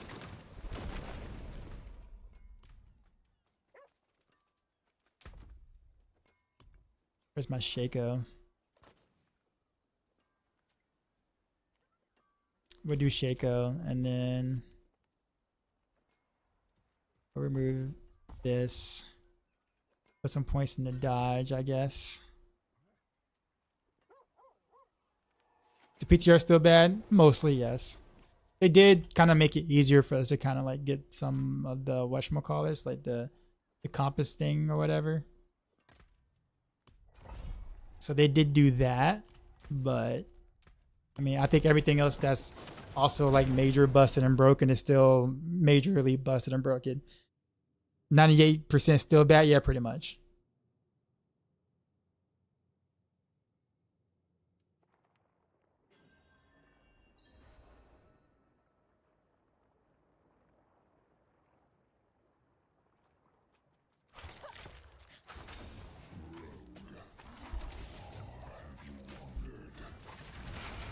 Whoa. I at least survived the hit though.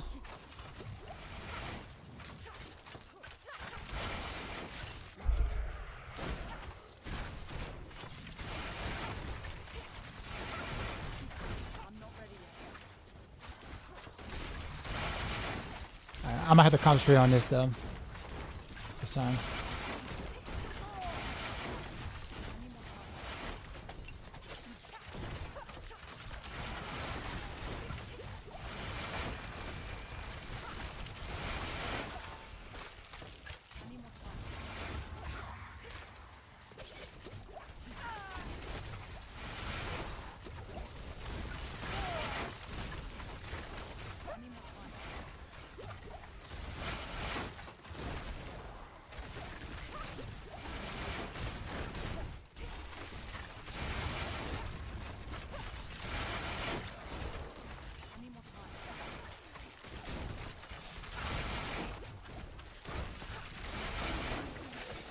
So I'm trying to like really pay attention to like what's happening.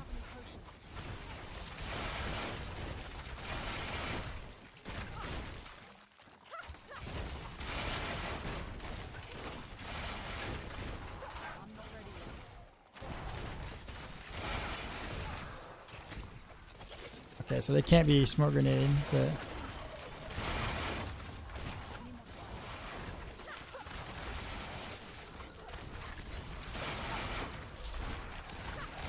I'm glad I switched to the cold cow traps. They're a little more effective and actually slowing.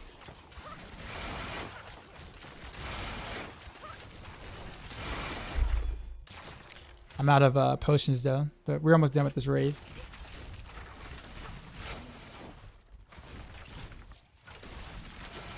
There we go.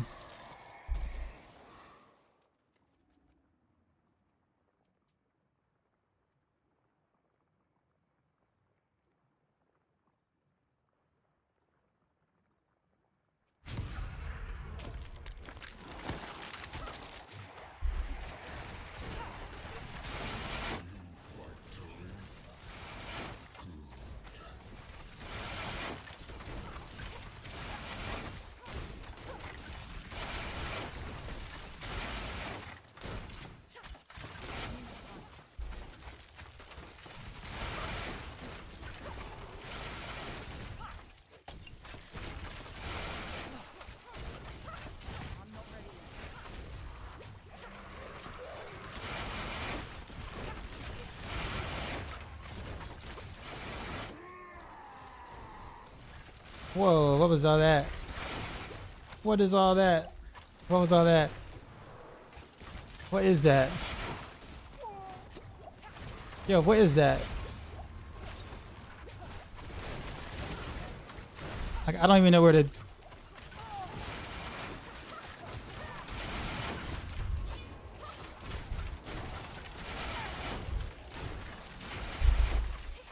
Yeah, I don't even know. I have no idea what that was. I have no idea how I survived that.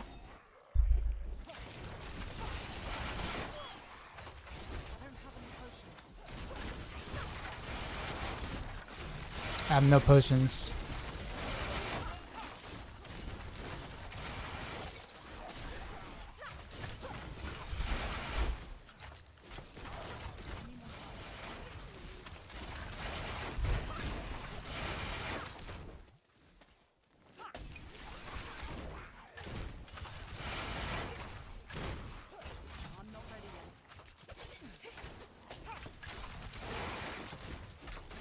I still survive. Woo.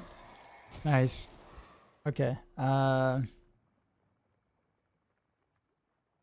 take this one.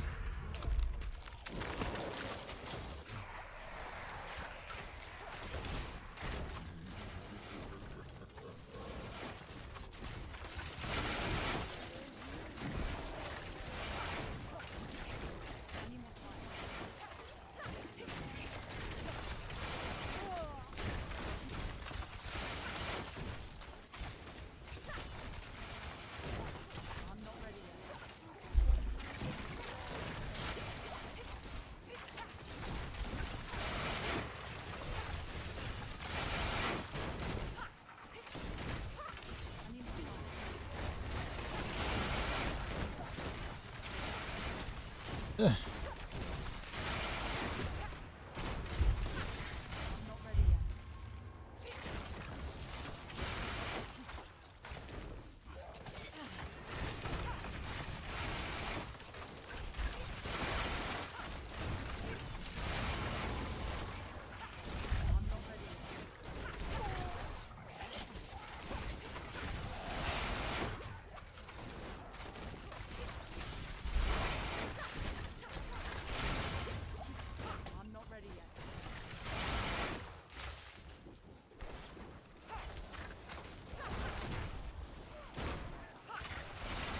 I'm trying to look at my environment.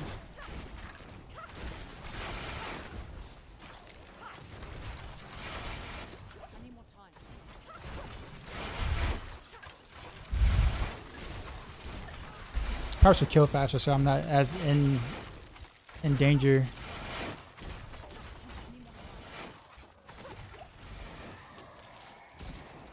Yeah.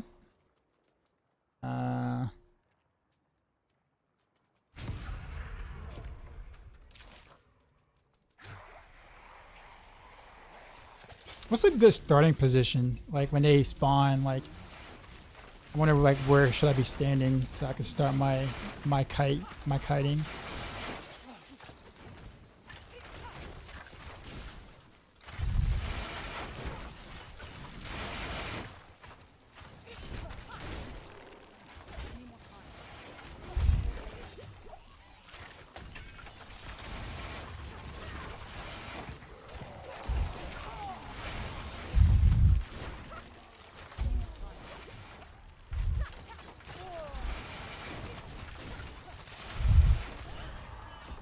Whoa, that dude has a lot of health.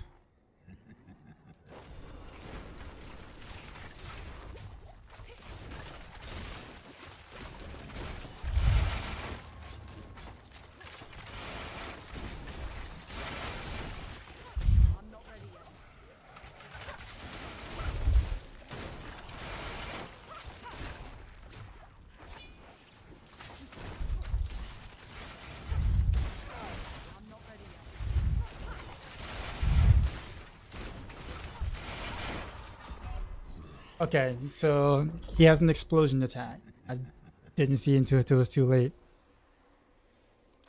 Get some Umbra stacks, come on.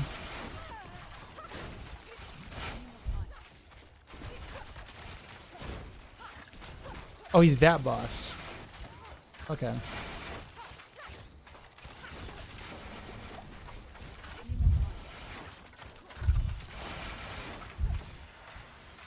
Okay.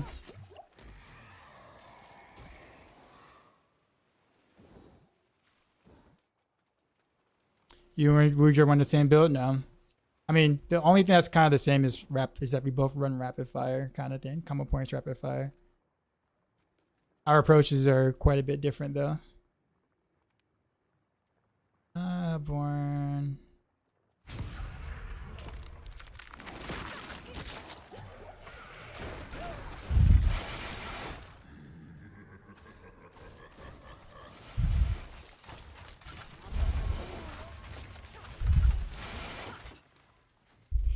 I hate these things because I gotta get close. I'm already like super glassy as it is. I'm not ready yet.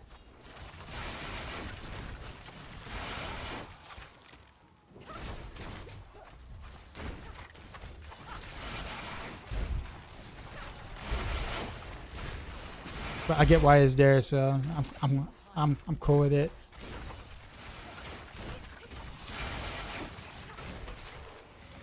No, are you kidding me? Oh, I'm alive, kind of. That's kind of what I get for not having a CC.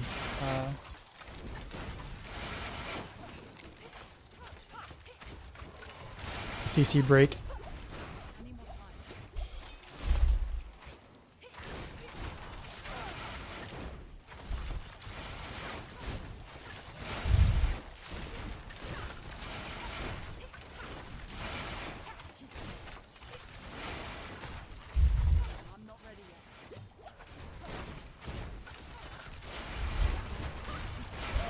Okay, I got that down.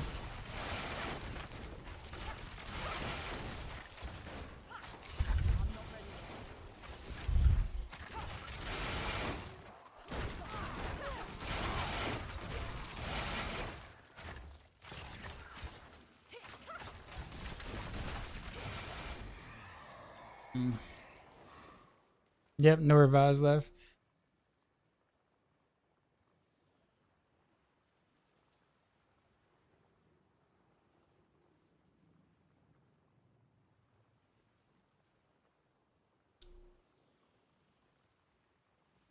I'm probably gonna die this way anyways, but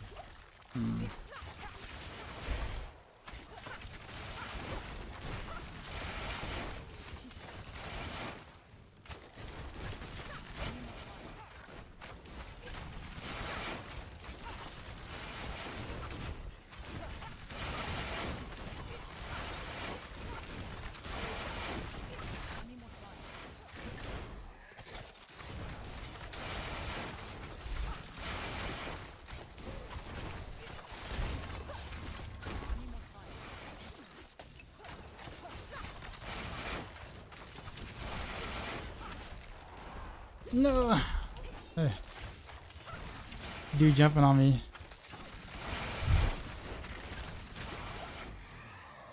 I survived that wave, okay.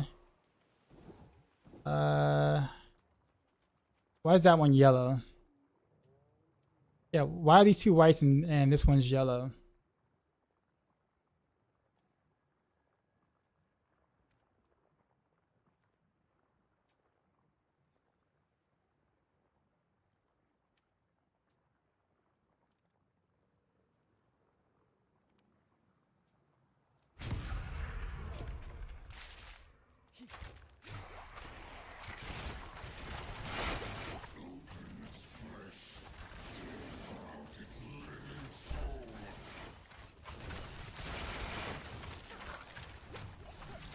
I already used 2 pots already, that's not good.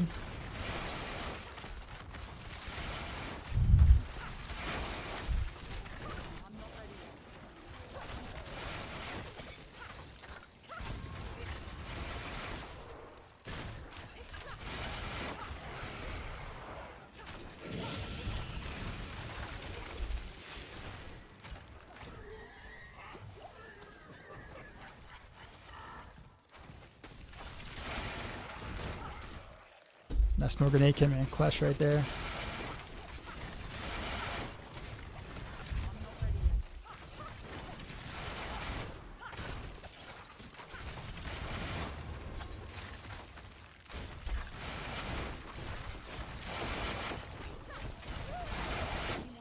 Ah, CC'd.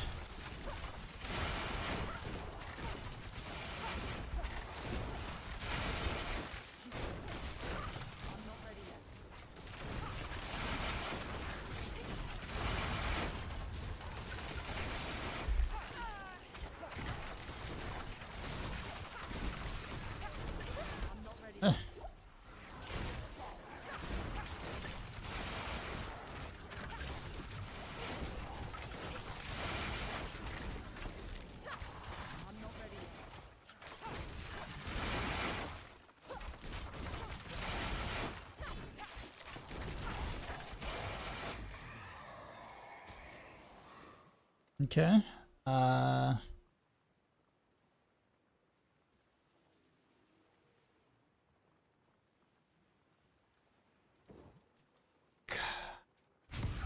Yes, this one.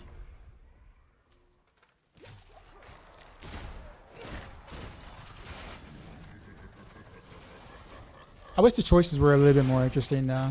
For the boons or whatever.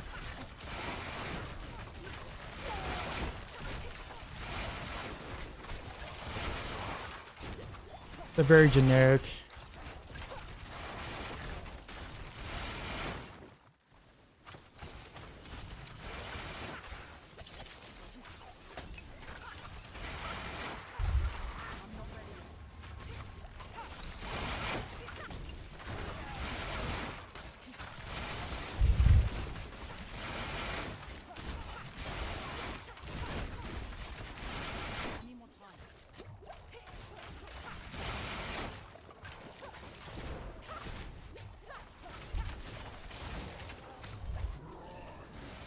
Whoa.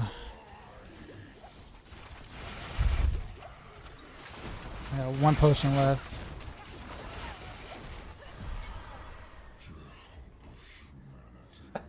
I knew I was gonna die there. I was like, bro.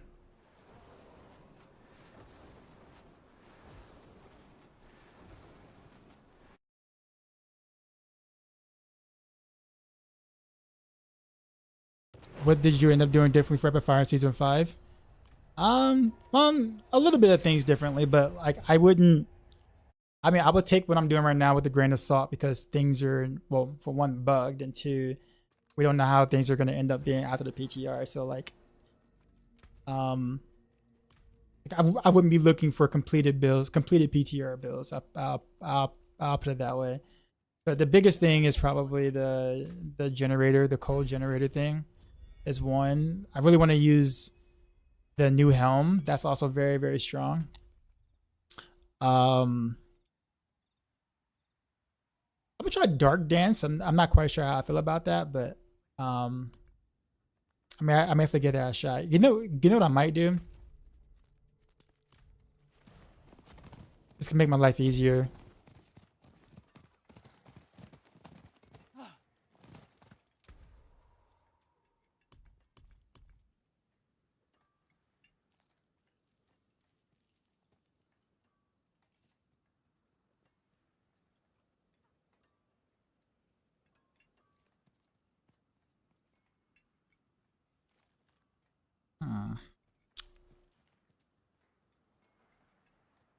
Okay, so I have freeze, stun.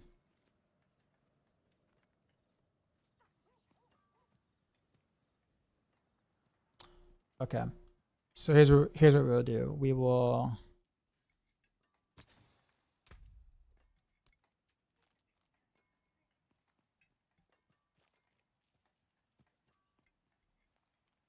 I gotta put that on the pants. Never mind.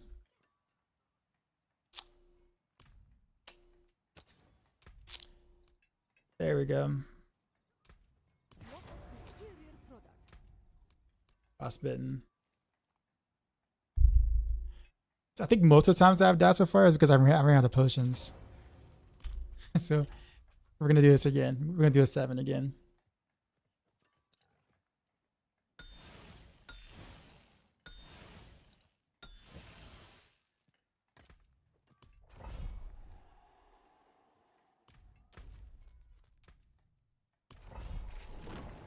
So we think Heartseeker will still be on top of the new changes. Well, when everything is fixed, it'll probably be, yeah, it'll be somewhere near the top. Numbers wise, Heartseeker should be considerably better next season than this season.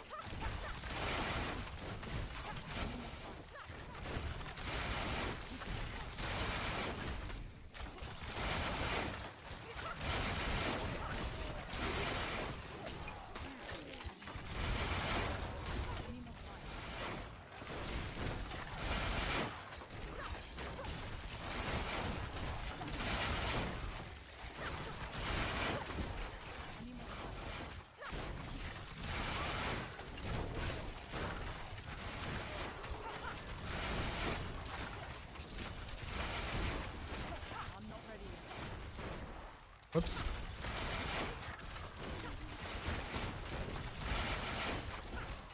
Heartseeker considerably better next season. Yep. Once they fix the victimized bug, of course. The new one. The new old one. The one that was a bug. It's hard to explain. Let's just say, if everything works properly, yes, Heartseeker will be towards the top again.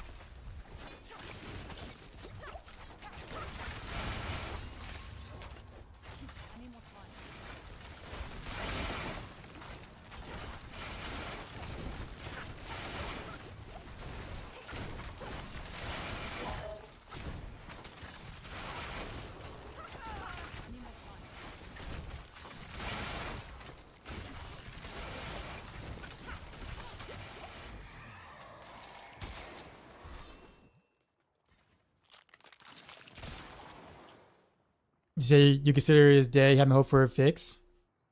I mean, I doubt they're gonna leave it in that state though. I mean, they fixed it. They fixed it for season 4, which is why it was good in season 4, and then it doubled. Then some things doubled it, which made it way better than it's supposed to be by a big margin. I doubt they're gonna revert back to what it was season 3 and below for good, because they fixed out of it on purpose because it wasn't working correctly the first time. So I'm sure they're gonna fix it.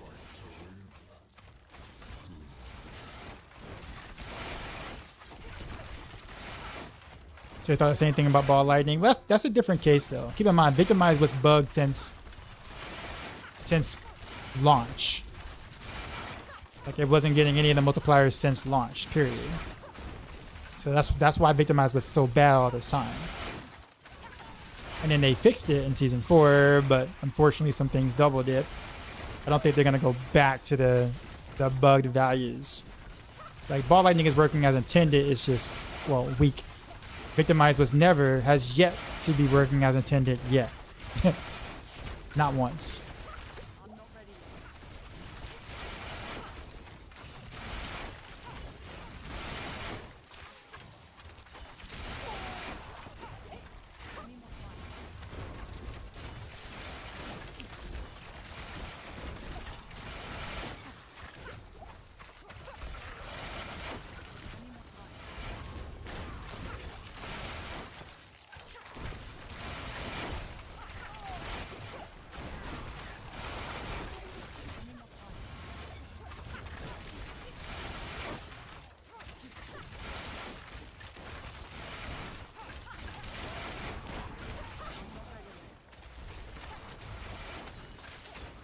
Why am I already like at 3 potions?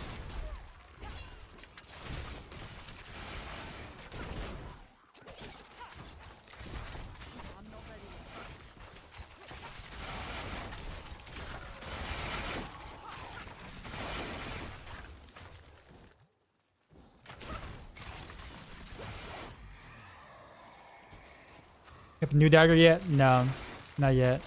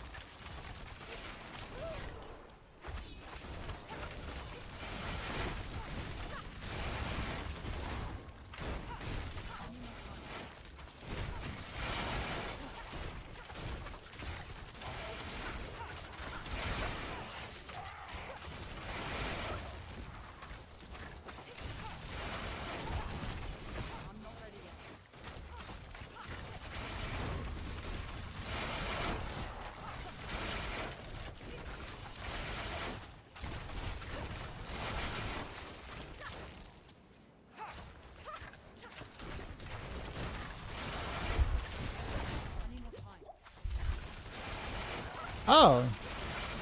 I don't have to be standing in it. I just gotta shoot. I just gotta kill things that are in the circle. Okay. That makes a lot more sense now.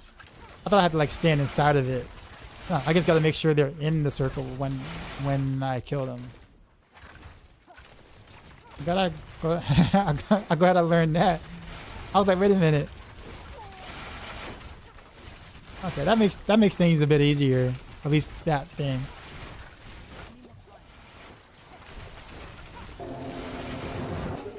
Bullet with Yo, the raid. Darkside. What's up, man? We just got raided, Sorry, son. I can't do a dance right now. You know how But we do.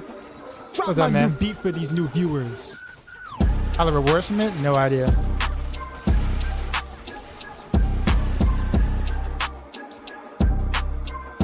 The F tier boys will arrive. We can do the last part of the raid.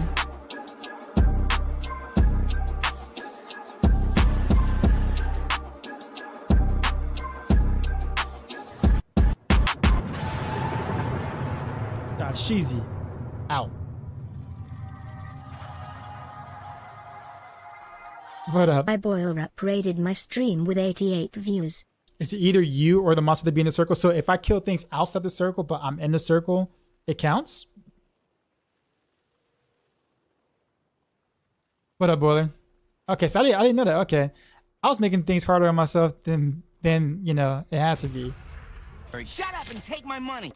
Appreciate you, man. Crypto Klepto cheered How was your- X200. how was Thanks your for night? the chats. This old guy has to go to bed. All right, Crypto. Appreciate you, man. You have a good one.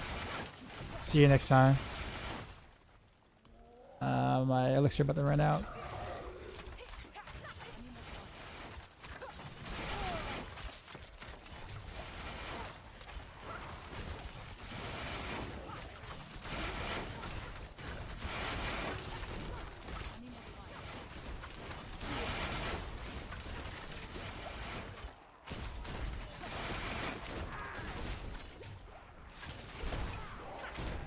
Oof. That was bad. Okay, so I don't have to be in the circle though, as long as they're in the circle. So I just gotta drag them in here and then dip out the circle and kill them while they're still there. So I don't die.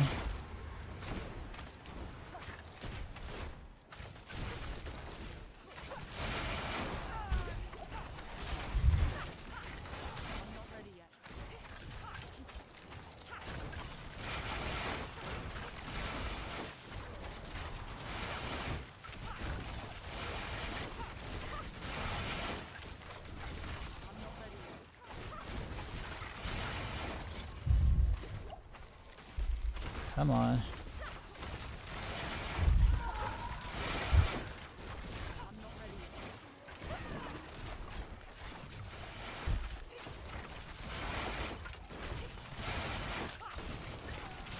Woody lent you a sword. how's druiding at the moment? I heard some bugs with creeper and stuff. I'm taking my mediocre rapid fire rogue into mediocre rapid fire, mostly glass cannon rapid fire rogue into this tier 7. But this has been kind of more fun so far. This is probably the most fun I've had in the PTR, like the high tier thing or whatever.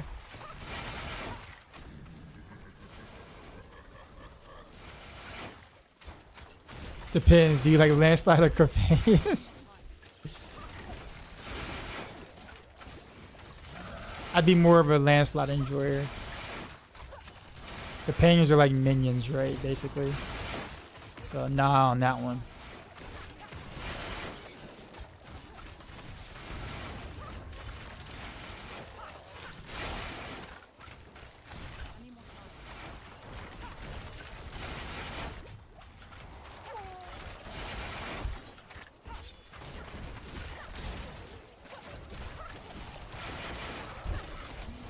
Ugh.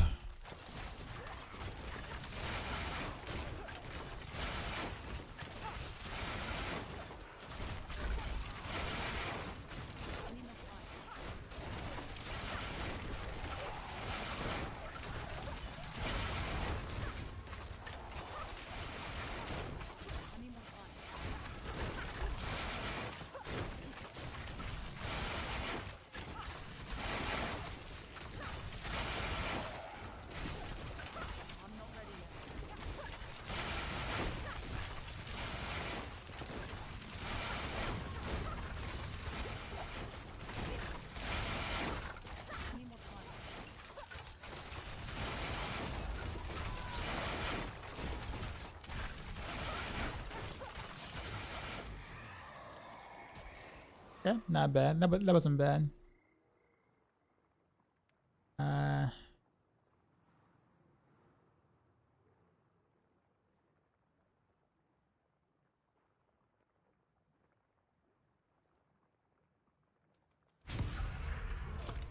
Dictator, what's going on?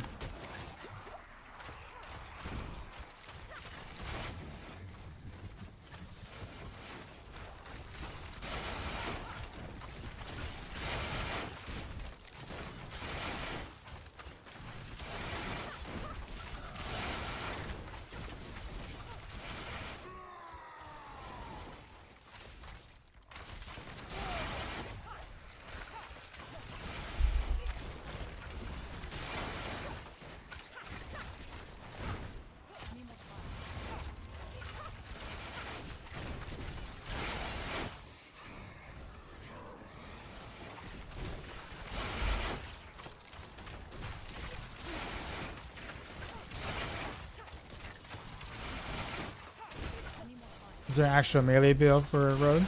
Twist and Blaze, and both Twist and Blaze and Flurry are decent. Also got a Shank Rogue that's actually pretty fun to play, but unfortunately victimizes bug. So when that's hopefully fixed on live, I'll be able to play that again. And Shank Rogue is pure melee.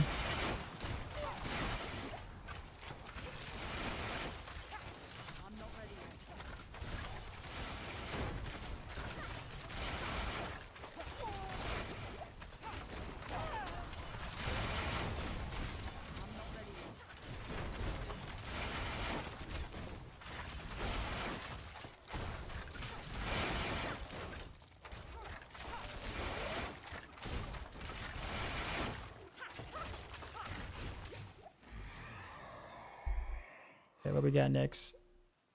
So what makes the difference between them being yellow and white? Like sometimes these things were yellow and sometimes they're white. What is that? What does that mean?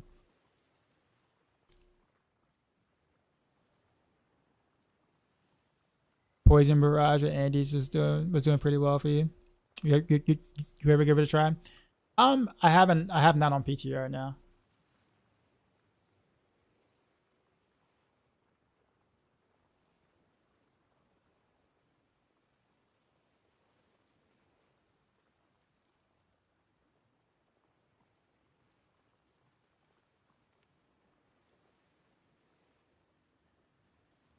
Massive spawn at 8th allure. That's what that was before. Yo, that was okay. Now I get it. It's a rarity. Okay. I guess that makes sense. Whoa, that hurt.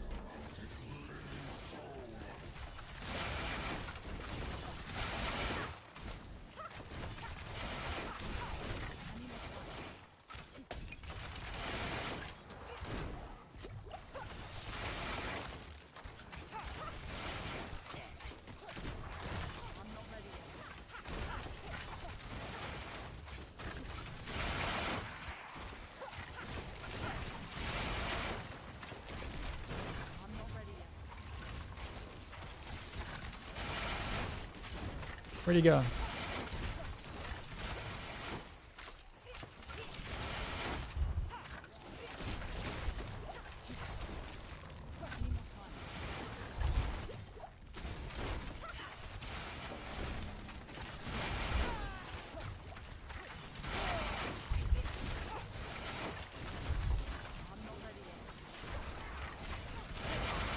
Trying to get over to get my stuff.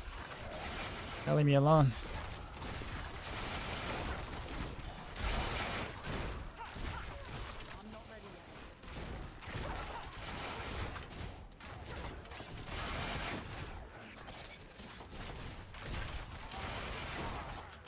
I got one potion left.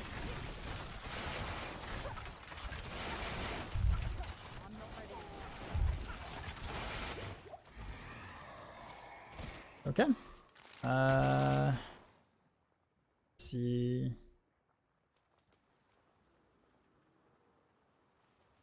I have this one, I guess. And Dario Flurry, that's not really a melee build though. I think he's talking about like, I mean, you played in melee range, but it's not really like a melee build because you're using like puncture is your main source of your procking whatever, and puncture is technically a marksman skill that you can play up close. You can play it close, but it's not technically a melee. Like it's not a cutthroat build.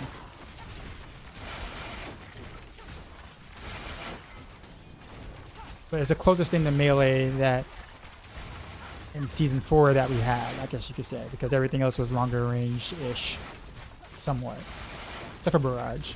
I'm not ready yet.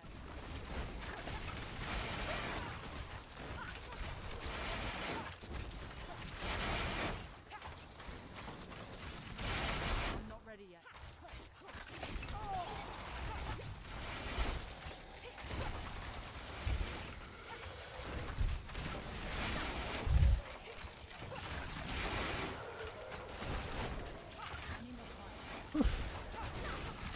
I was where I wasn't gonna be able to kill him.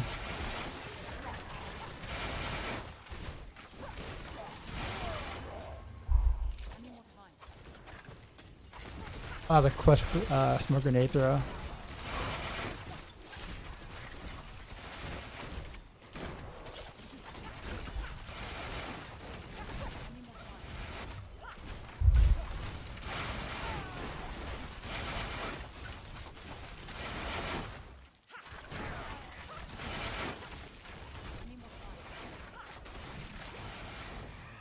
Yay, wave 9. All right.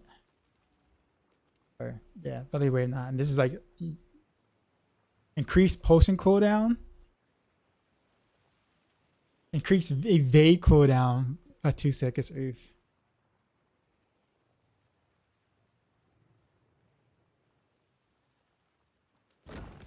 We'll do we'll do potion cooldown.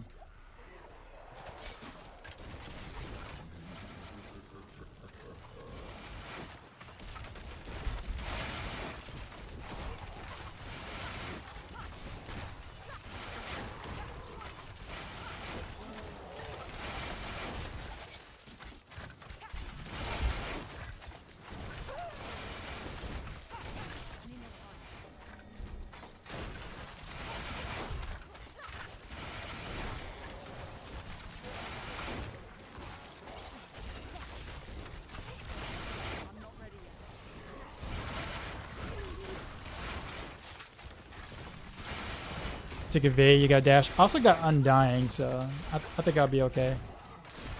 The potion cooldown actually might help me because I'll probably end up spamming too much of it anyways to stay alive. Like, you know, that nervous trigger of like spamming potions unnecessarily, I guess.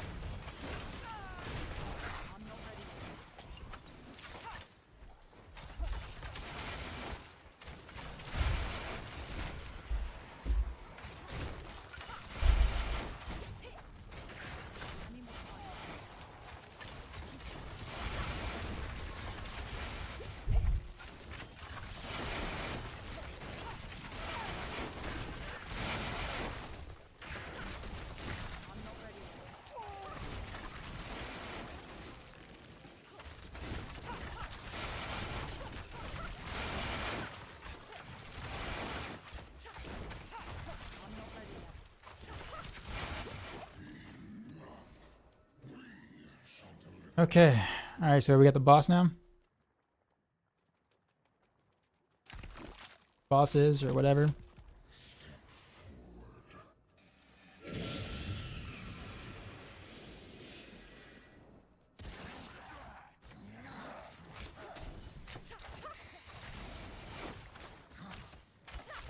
Oh, this is one of those things where I gotta stagger and then kill him.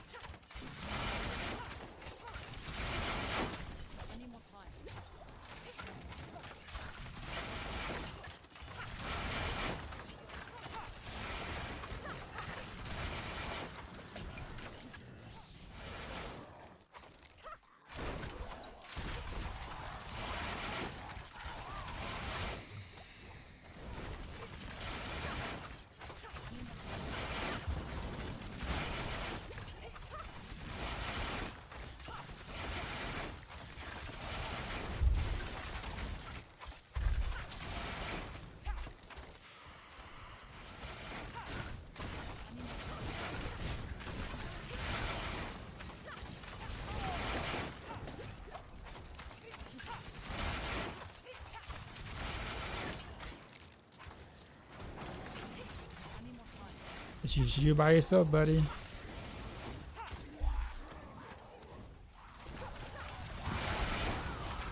Oh, okay, you got some tricks.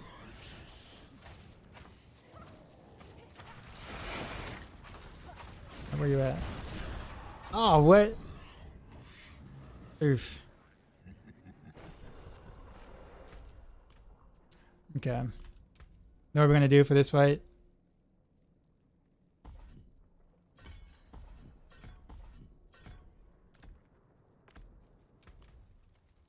Can't do that. Let's go.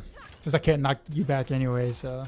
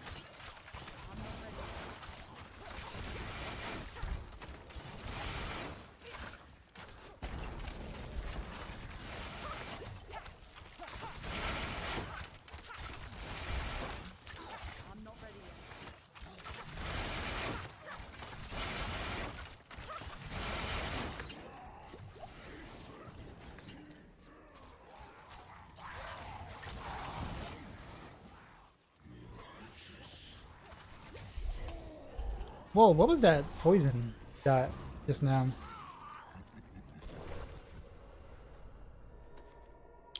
Let me heal. I heal, but like repair my gear, I guess.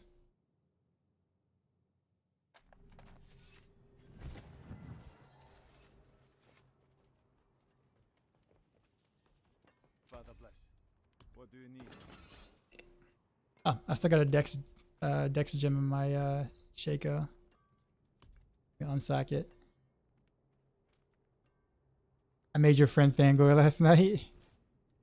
Oh, you mean the guy I raided last night?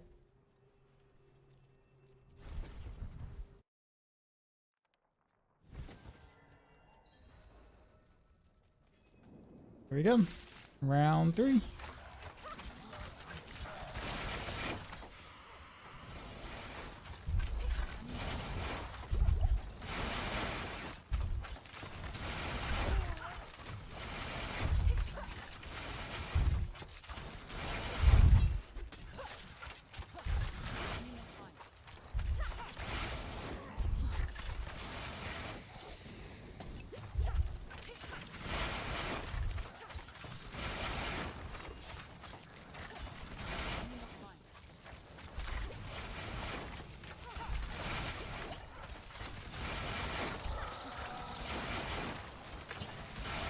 Let's see.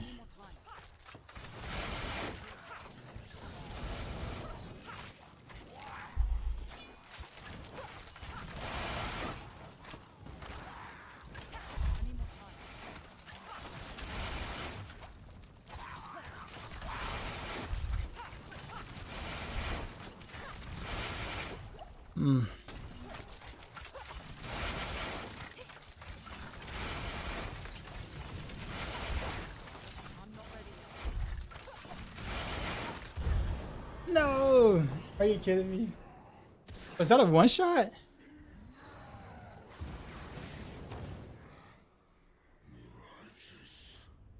Was I at full health when I took that hit? Man. Alright.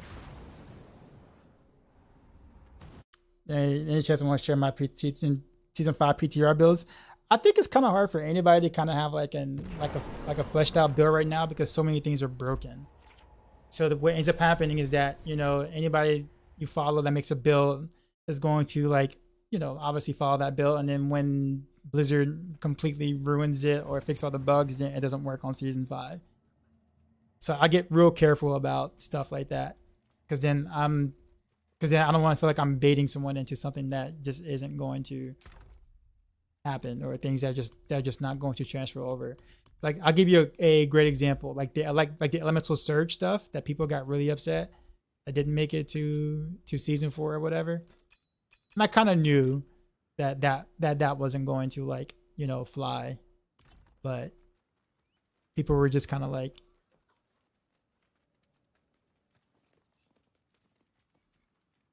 just passing out the first end of the scene stream. Dude, I still can't believe, man. Was that really a one shot though?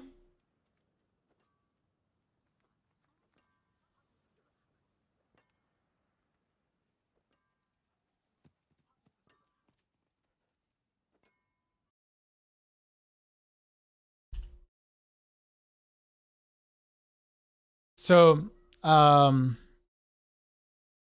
it said, do I use second wind? Not on this, at least not yet. It said, bro, went 24 hours.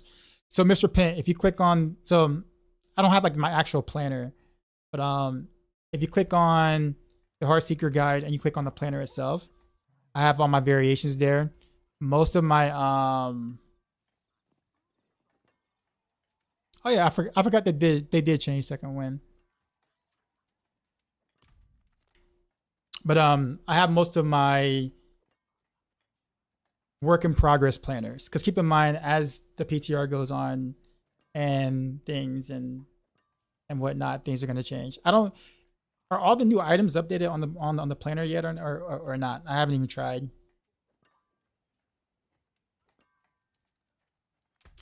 All right. Well, with that being said, let's try something a little different. So we're gonna take these two things and this sword. Go to the other character. What do I think about the true sight aspect?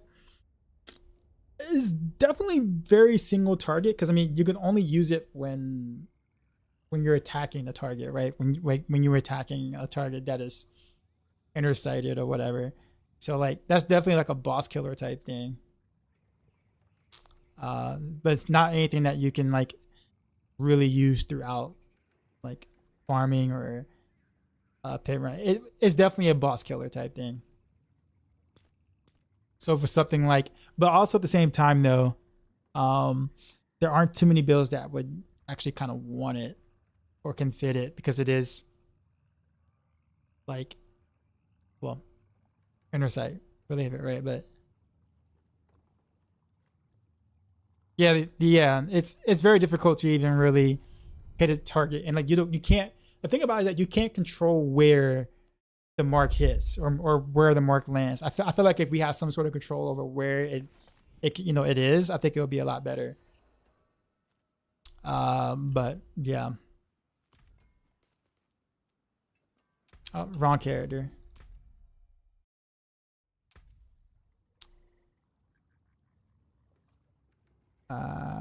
There we go.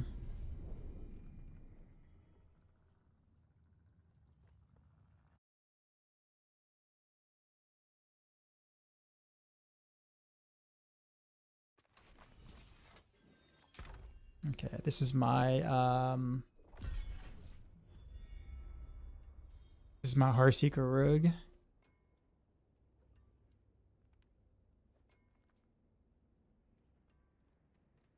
Why do I have that there? Oh, that's where I had the frosting, I think. Or is it on this one? No, it's on this one.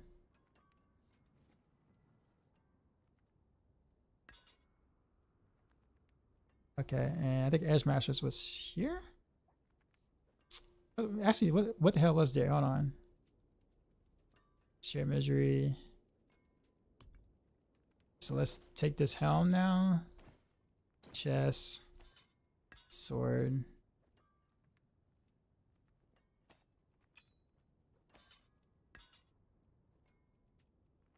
Like everything else is garbage.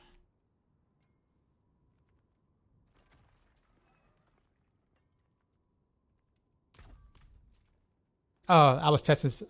That's I haven't used this character since I made that video. That's what that was. I can take comments. That's right. Okay, I get it now. So Edge Master is here.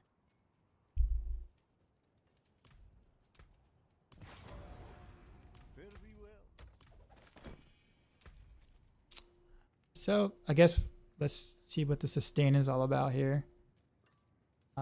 Actually, changed my mind. Let's put Edge Masters. Let's put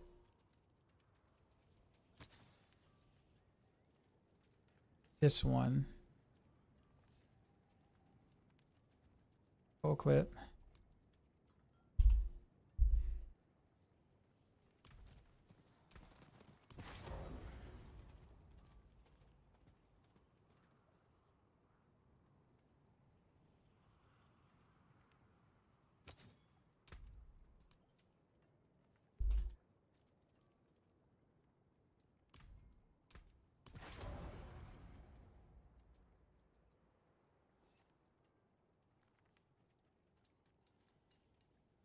Okay.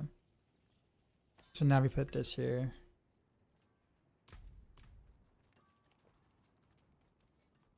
Is crit over dex on range just more damage for Heartseeker? No. Oh, you mean crit chance? Or... Well, I mean, crit chance is, you know, for your crit. Well, yeah, it is slightly better than dex, just because obviously you want to crit, so therefore your victimize actually crits too. Well, like your victimize don't crit, but you get the damage based off your crit number or off your number. So if you crit, then the proc from victimize will also be based off that number. So the higher your crit chance, the more likely you crit, and then the more likely you get to see the bigger numbers from victimize. So it's actually worth slightly more than dex. Yeah, so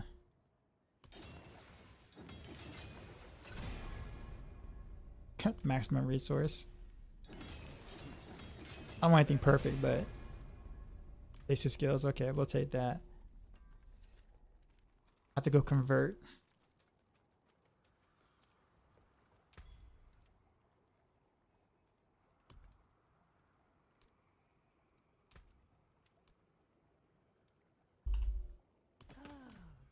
Perfect balance.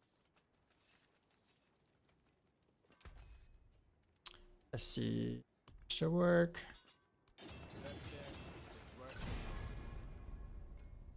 All stats, okay. Resource. Yeah, alright, we'll deal with it. Anything breaks, the forge is hot. Came apart nicely.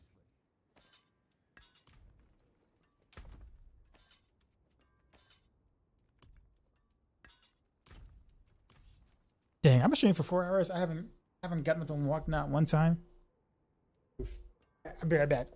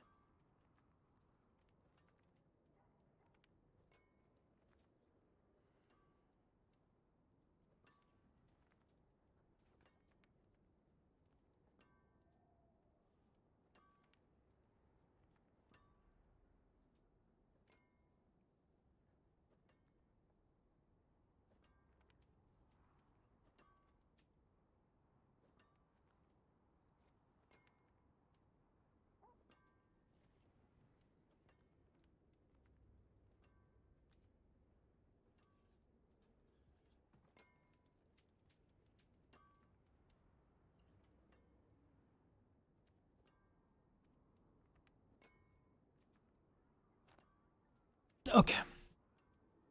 We're good. That was a good walk. I needed that. Let's see. Oh yeah, I need Starless Skies, don't I?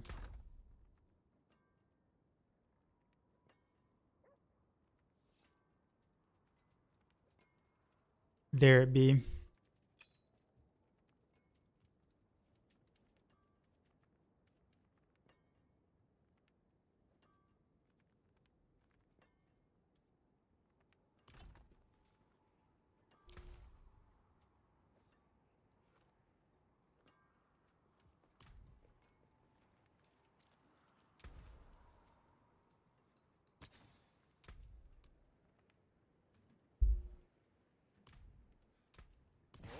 We caught a rare one.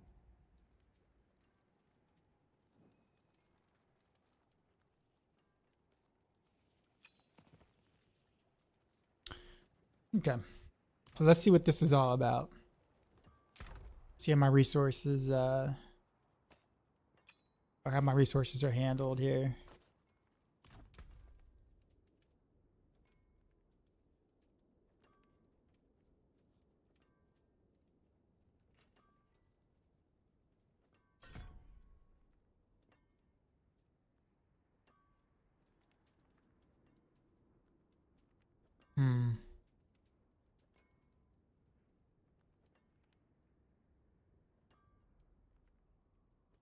Oh wait.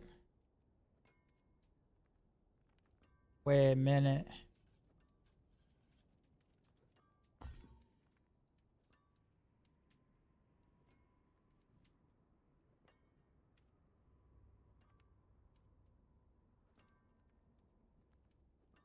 One point.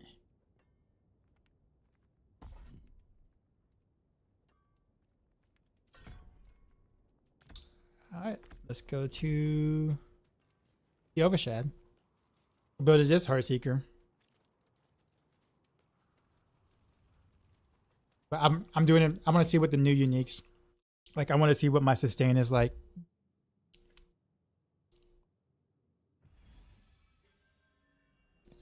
Because technically you would want this unique and this unique and this unique. You want all three together technically, right? So it gets an idea of can I actually sustain them all.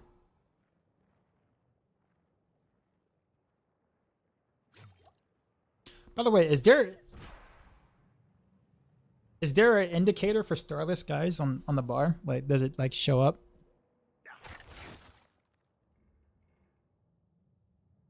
Is it that circle? Is it this right here? Okay, just want to make sure. Funky Dia. Oh, you know who that is. Okay, yeah, I know. Dude.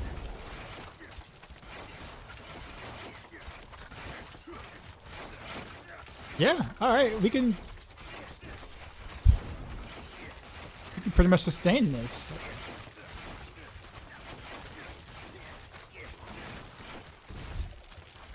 Well, mostly. Need more time.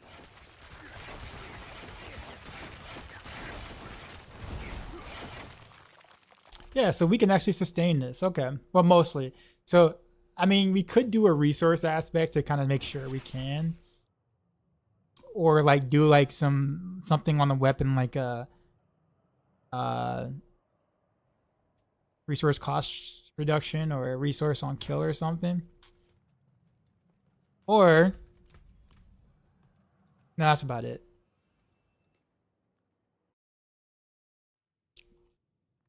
People are saying you only get the damage on core skills, really?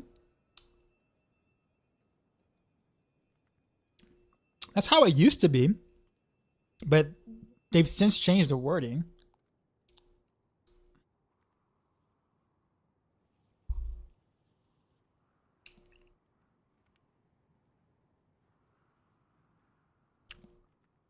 Just spending your primary resources.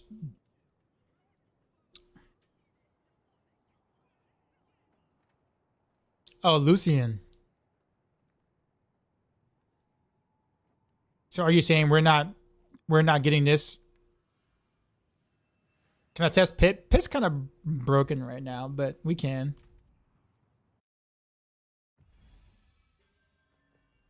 So Lucian, okay, so you're saying Lucian is what the core damage isn't working on this, is what you're saying, right? Or the whatchamacallit, this is only works on core damage?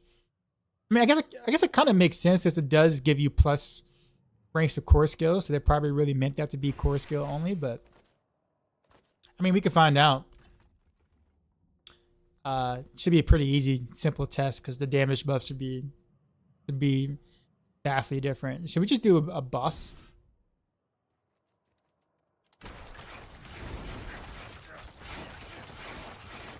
Wait for a stagger, I guess.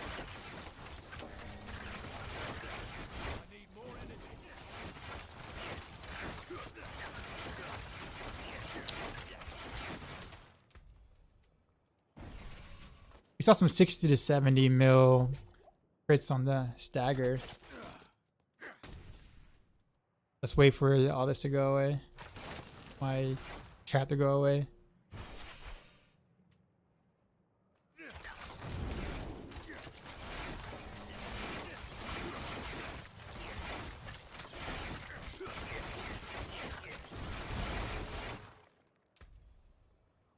I don't know. I felt like I was doing better damage with this.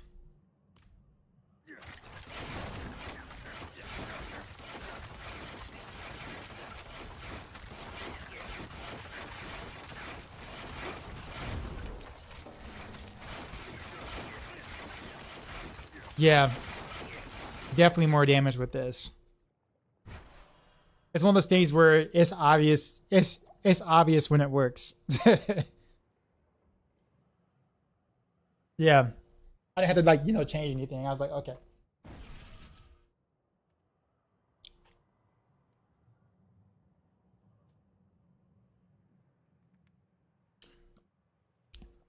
Okay. All right. Well, confirm that works. Thing is, how do I want to sustain it? Or how do I want to, like, do I want to add like one more sustain option somewhere? The +2 core skills and core damage on sword is not going to be good though. No, it doesn't matter. And this is basic skills on the sword, not core damage. But it's the multiplier, man, Ski Dog. The multiplier is so massive that it doesn't matter what the stats are. Like, this sword can have 0 stats. It can just have 1 stat and it says 0 damage. And this sword will still be the best in slot for Heartseeker.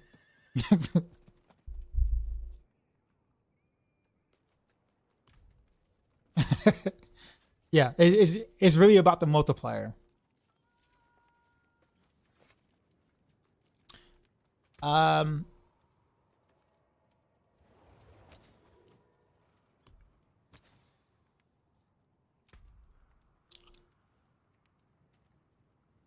think I probably want this then, don't I?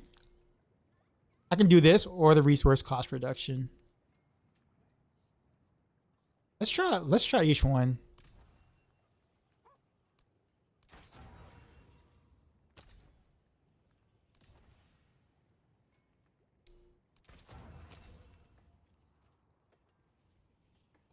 Until spring.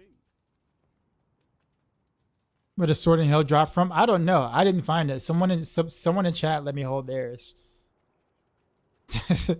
Otherwise, I would have never gotten it.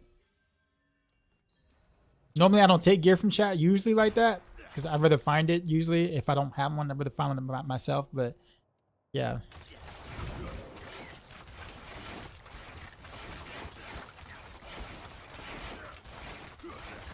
Yeah, that's it. One roll of resource cost reduction was like enough.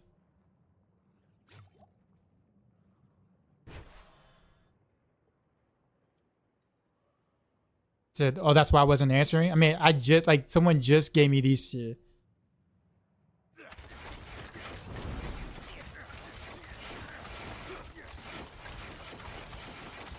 Yo.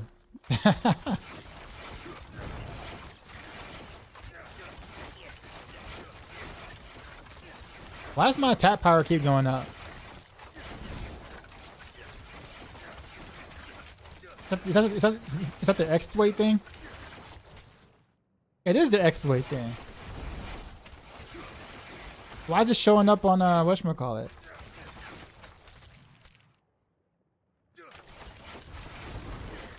It says Dark Shroud.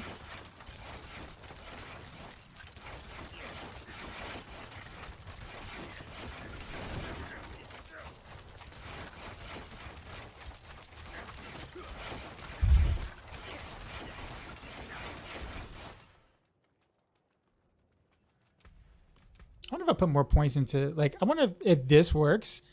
I've always wondered, but never thought about it. Like, I wonder if this worked, like, while stutter stepping. It might, like, work, like, halfway or something like that.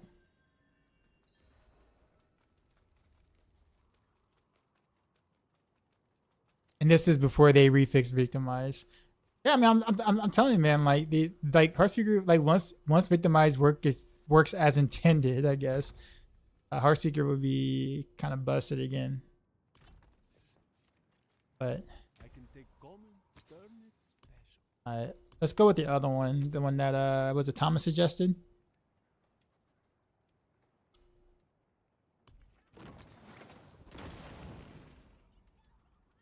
Oh, 19.7%. Oh, that would have been, that's even better. I want to go with the other thing.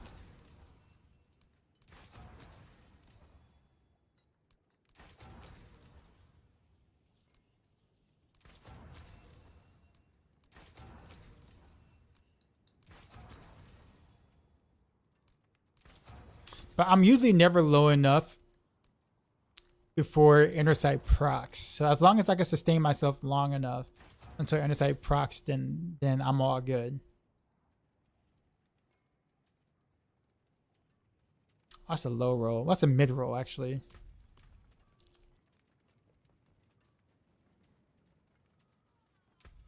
Ever try crit net? No, not yet.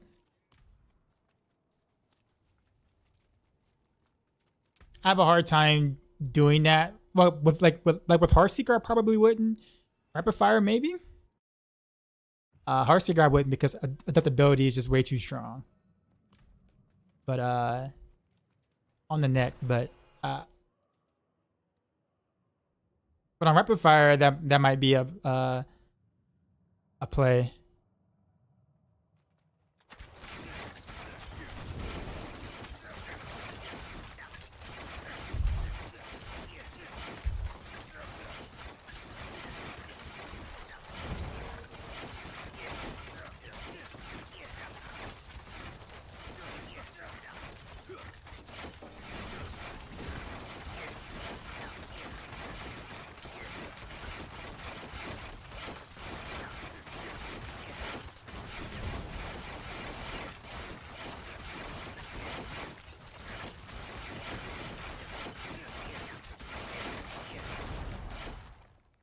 You know what, I want to figure it out because I don't have an elixir on, so let me get that extra lucky hit.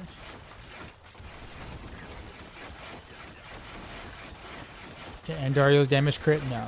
It's a poison. It's a dot, so.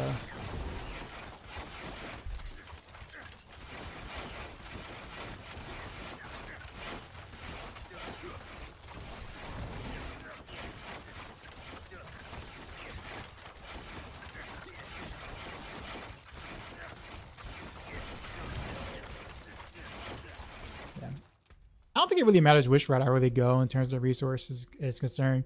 I think actually prefer the resource cost reduction because it seems to be more consistent. But when primary resource procs is actually quite nice. Like you see a big jump in your whatchamacallit. Can I try prep? Oh, because I'm spending resources now. Okay, that's true. I mean, I'm gonna have to really, like, what's helping me be able to sustain right now though is the fact that Intersight procs before I run low. So if I do prep, I'm gonna have to really be more efficient in my energy and stuff. So I might have to roll like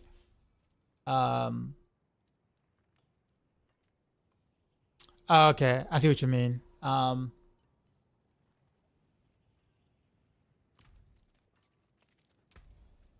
guess. Okay, so I guess since we do that, let's also do. Um.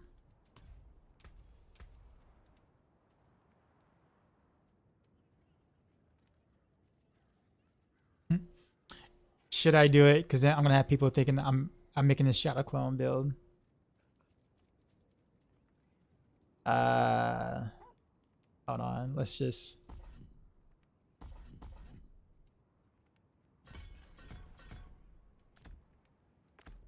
I just want to see how fast I can get the cooldown with prep.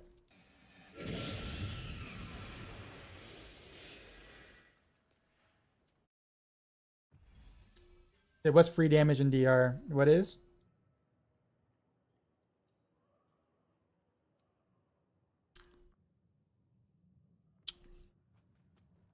Oh, shadow clone with prep. I mean.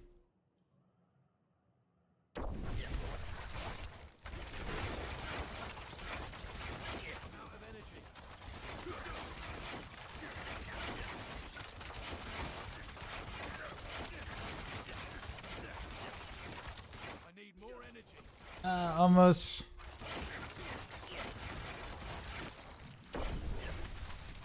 But yo, my shadow clone cooldown went down a lot. Look at that cooldown. Yeah, his shadow clone was actually good. His shadow clone was actually good. Do I want an Umber Cruise? Do you have one that you're not gonna use? I don't want to take it if you know for sure you're gonna use it.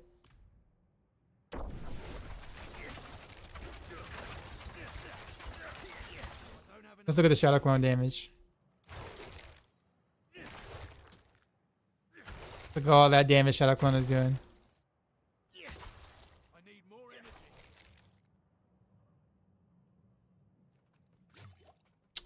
Sure, Pimp. I'll take it. DT for some energy back. Actually, Death Trap actually might be the play. That.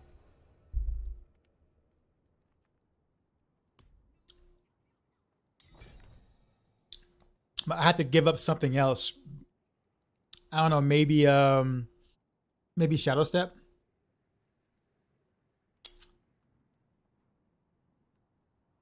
That sword would be best of stuff for Heartseeker build. This sword, yeah, absolutely. Any basic attack build, really.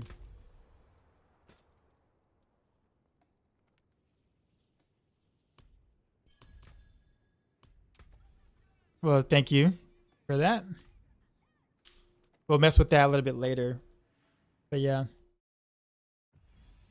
Shadow Step, so good for fluidity on bosses though. Dash is meh. Yeah, I mean, I mean, you're right.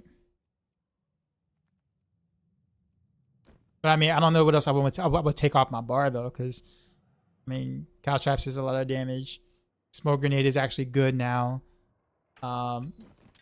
I actually like Shadow Imbuement with this because now that everything is elemental, we get mixed Shadow Imbuement or whatever. So for another 12% multiplicative damage for just having Shadow on, which is actually why I have it here on my bar.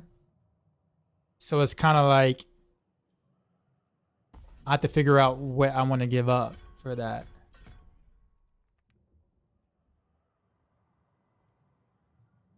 However, let me make sure let's put this in my stash so I don't like do anything weird to it. But yeah, Death Trap is actually not a bad idea either.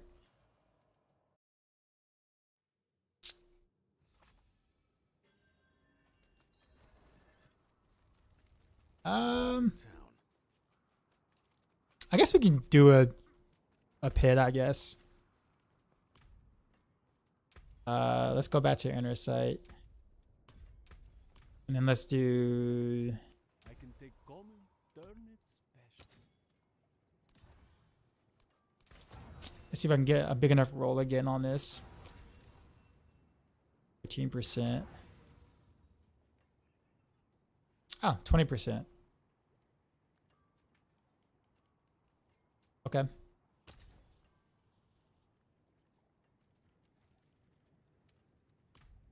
I'll take it. Does the shadow clone work now? He's. Oh no, you mean shadow? No, I mean shadow beam actually work. So it works on my dash and shadow step. So technically speaking, you know, as long as I shadow step or I dash to something or whatever, then one enemy is marked, and then of course when they blow up, then the rest of the enemies are marked for the extra damage. Stuff like that. Obviously, it's not like important. It's not something you have to take, or whatever. But I was just trying to squeeze every ounce of DPS I possibly can. So I figure I'd take that over like other options.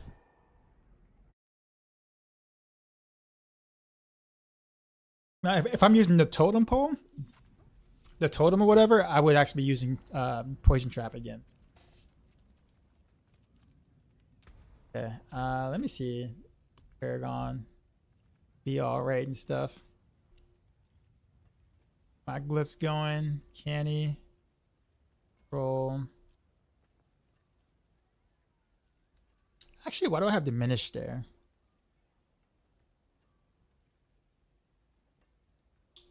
Oh, because chipped in prior doesn't work. That's right. I couldn't think of what else to put there. I guess I could do combat, but just for the LOLs. But nah, I guess diminish works for now. Ranger. Actually, this would probably be better, but I don't feel like redoing my Paragon, so we'll just leave it as diminish. Too many Uber uniques required. These aren't Uber uniques, sir. These are regular uniques. The only one that's Uber or mythic or whatever is this one.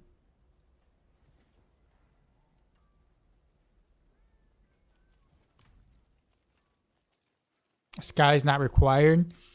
I would say Starless Skies is recommended because you're not going to be able to, like, you could do the sword without Starless Skies, but you won't be able to do it with the crown. So you have to like not do. You have to do like a maybe, like if you have like a Shaco, that's fine, I guess, or something else different here. But you can do the sword by itself, no problem.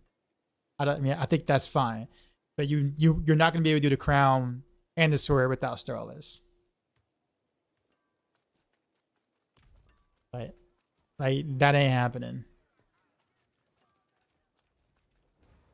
Definitely combat. Does the crit energy gain apply to Heartseeker, by the way? It might actually.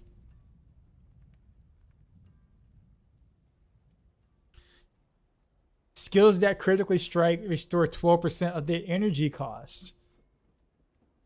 Yo, it actually might work. And I definitely can go prep. Like I could probably like for sure go preparation then.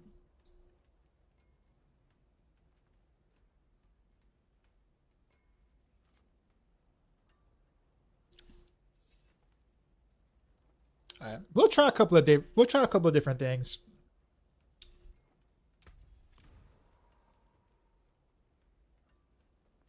Tom says a whole 16k damage. Yeah, yeah.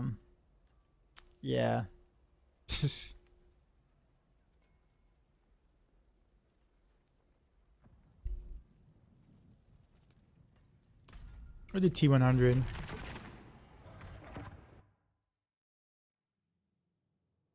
Please make Heartseeker work. I mean, it will. It will. I mean, once they fix Victimize, it'll be fine. It'll be better than it is in Season 4 for sure. And I had the guys updated and everything. No worries.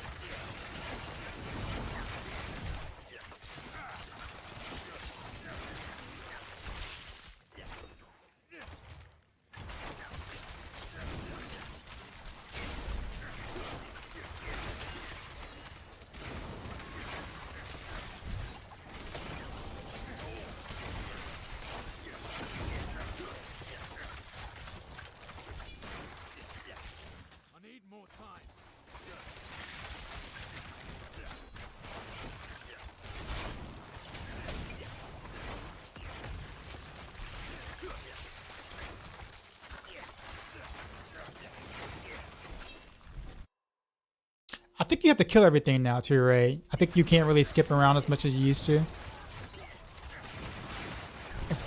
If I'm not mistaken.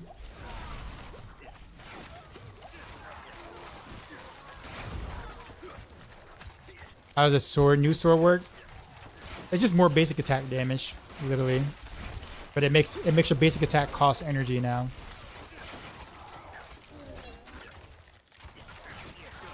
Was broken with Victimize. A lot of multipliers don't work anymore, period. So they fixed the double dipping. So multipliers wouldn't double dip, and now multipliers don't work at all. Some multipliers don't work at all. So you're actually, Victimize is actually dealing significantly less damage than your actual arrow, which is a big oof. That's how it used to be before season 4, and then they fixed it in season 4. But then they fixed it in season 4, but then some things double dip, and then they fixed the double dip, but now it's reverted back to what it was before season 4. So they gotta fix.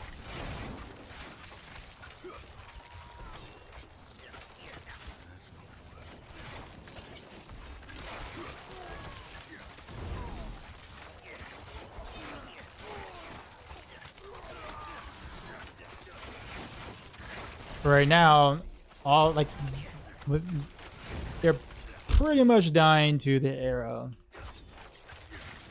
and not the victimized proc. Like the victimized proc is pretty much peanuts compared to your damage right now.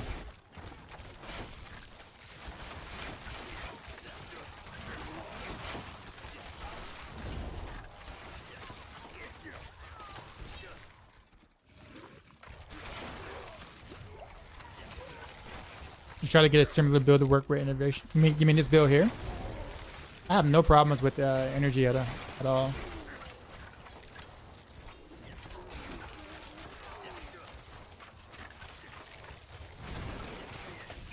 I probably don't even need to roll the thing on my weapon if I didn't want to, but I did anyway.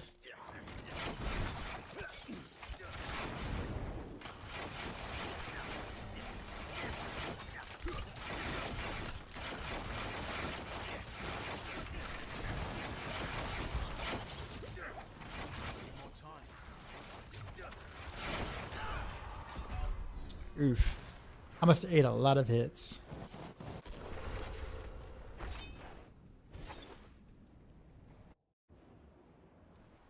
can't do that. So stack with your rogue. Heartseeker pit 117. What is that? What does that even mean?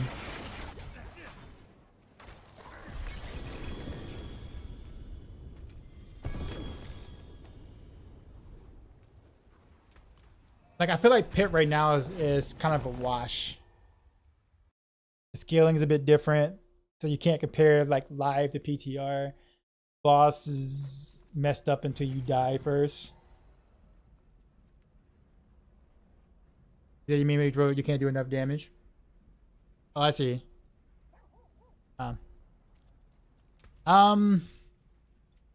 So yeah, I mean that's kind of really it. I mean that's just what the damage is outside of Victimize. So not having Victimize up right now, Victimize, you know, dealing any damage at all. So like the basic attack arrow is pretty freaking strong.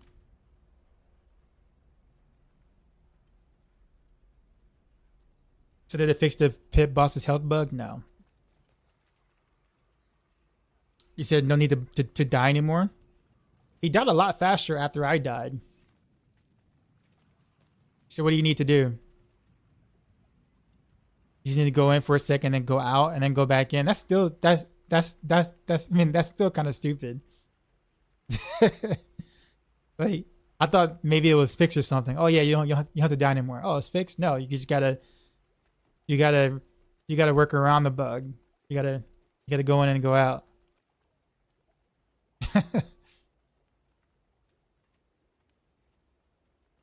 You think energizing Umbral Ravenous on Ring before Skies to help? With what build, Ski Dog?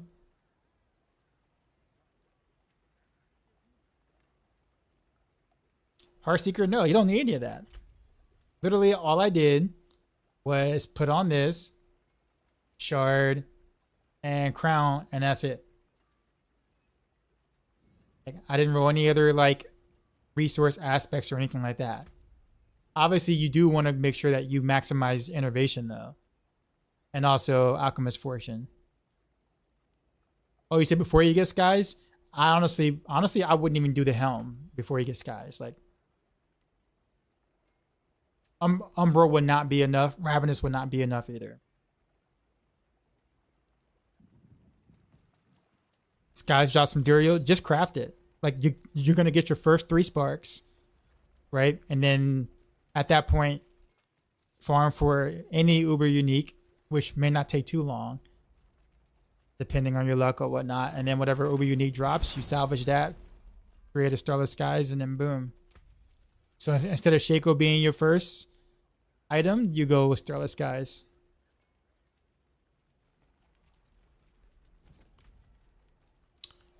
What else do I want to do?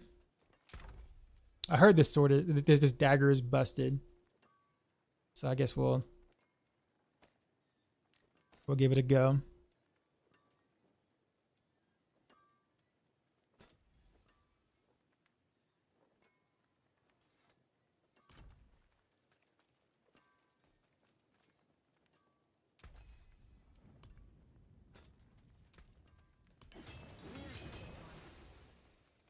Oops.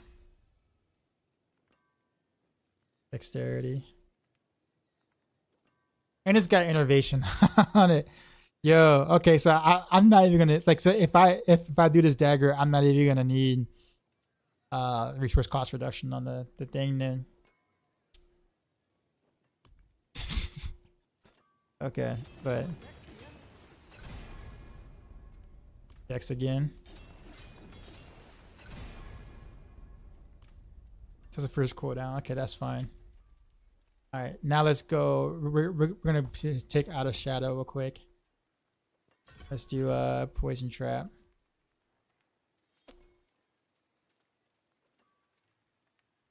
Got one more extra point now.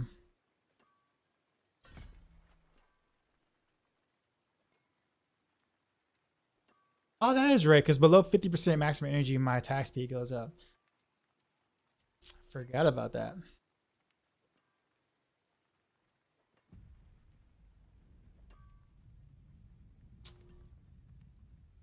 Okay. Anyhow, I saw Woody on stream testing it and basically showing how bugged it is. Is Andariel's butt by Fist of Fate? No. Even if it was, it would still be worse than a regular glove with the correct stats.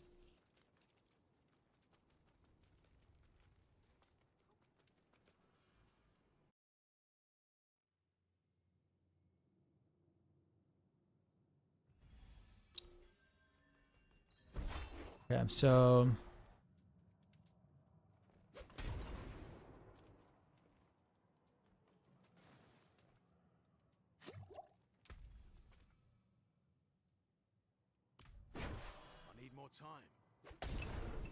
okay, so the totem goes where I shoot it, where I throw it.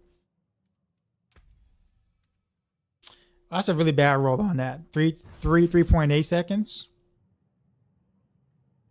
Definitely need an 8-second one. Let's see.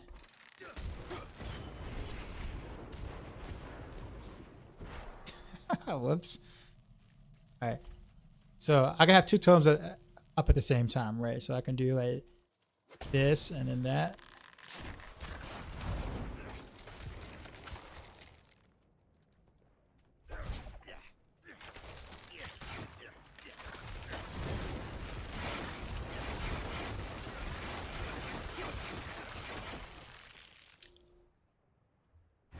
I almost feel like I want hectic with this then.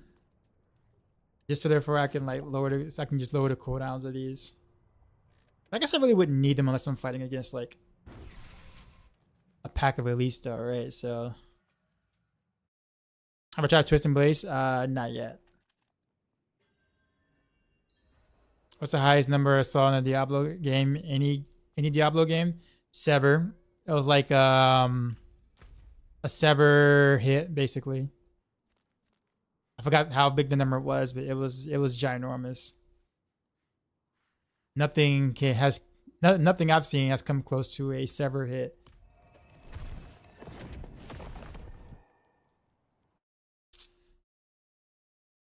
I'm sorry, misinformed. Is Andaria Heartseeker still viable? I mean, yeah, but given this right here, I mean, if you want to do anything Heartseeker related, you just want to do it on Victimize, man. Like it like for Andariel's, it just doesn't really make too much sense. Like Puncture is definitely better for Andariel's setup. You can Heartseeker, but you're gonna end up playing it close range anyway because you still got to proc close quarters combat to make it work. So I've done this on live. So like I'm saying this as someone who's done it on live. It's just not worth the hassle. Because if you the point of wanting to play Heartseeker with Andariel is to play at range, right? Play it at a distance. So you have to be so close. But you still got to be close because you still got to shadow step or dash up close to get the cutthroat part of the close quarters combat key passive. So you got to do that once every 8 seconds. So it kind of defeats the purpose of wanting to play Heartseeker with Andariel's to begin with. That's the issue. I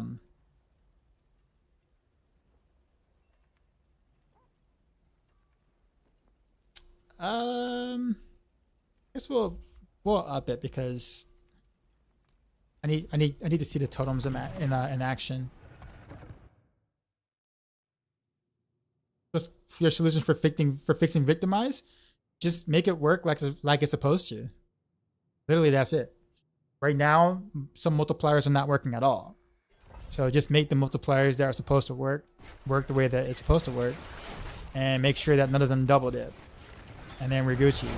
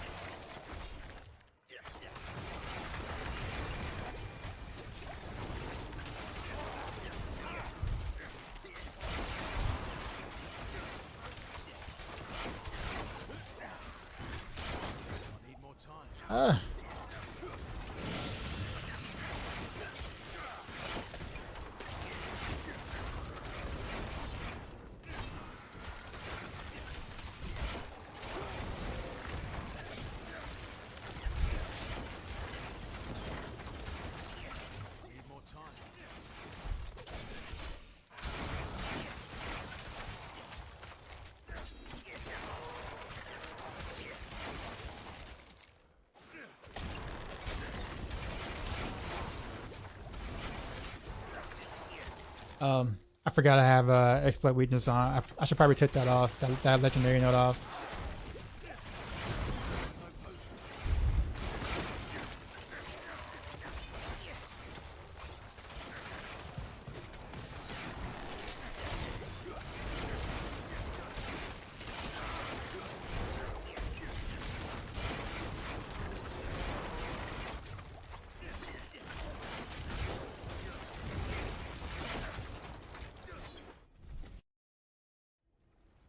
Is Heartseeker better than before? Technically, yes, but Victimize is broken. So you're not going to really see that better until that is fixed. But once it is, then yes.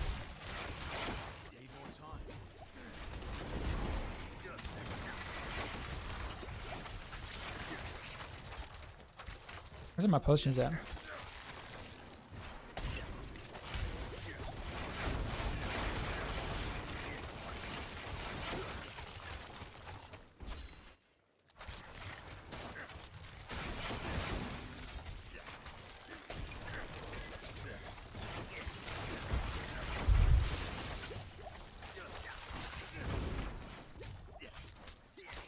I gotta be careful where I put my smoke grenade. Oh god. I'm out of potions. I was out of potions. I was like, wait a minute, what? Who's broken? Victimize doesn't work right now. Or doesn't work properly. And the other way. It's broken as in like before season 3 broken. For anyone that's played Rogue before the Heartseeker. stuff.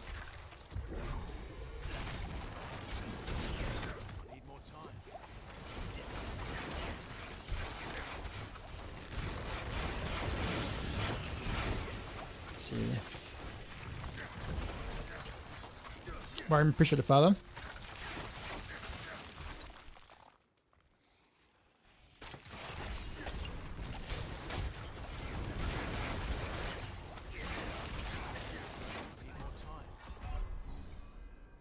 Why did I do that? Technically speaking, it's damage from Andy depending on how fast you proc Andy. Yeah, pretty much.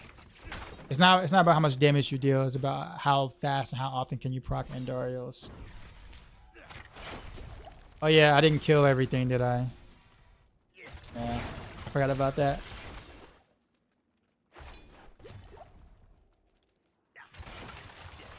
Playing Andor as a Heartseeker right now, so he's okay with extra poison damage. Well, I mean, it's Heartseeker, right? So like, you can kind of do much of anything on live, and just replace Shaco, which doesn't really give you much damage, with something else that doesn't give you much damage, and you'll still be fine.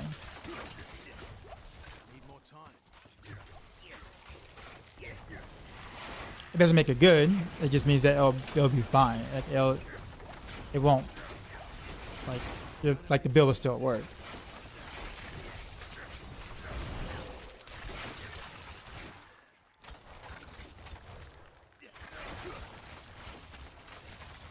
You're on PTR. I mean, kind of the same thing. Because keep in mind, your Victimize doesn't really buff your Andorials or whatever. So, but yeah, you can. But I guarantee you that the new helmet is considerably better. Like considerably better. Granted, they don't nerf it or anything, which they will. They're gonna nerf it at some point. Okay. I guess I gotta go back. Why arrows code? New aspect. Right here. Basic attack or basics are now cold imbuement or cold. Considers word nerfs. Yeah, it's gonna get nerfed. I'm sorry. I mean, it is. They literally had the big rant about how they didn't want to boss Will being like, you know, overall too good or whatever, and then you create a helm that is better, way better than to boss Will would ever be. Like it's almost becomes mandatory for almost every build out there. It's getting nerfed. There you go. I kind of do like the new pit. Not gonna lie, I do like the idea that you can't just skip around a bunch. Oh wait, I'm supposed to go back out, right? So I go in and then I go back out. Is that how this works? Did I do it right? Someone let me know if I did it right. Did I do it right? Okay, now I'll go back in. Okay. All right. Just fog it up. Okay.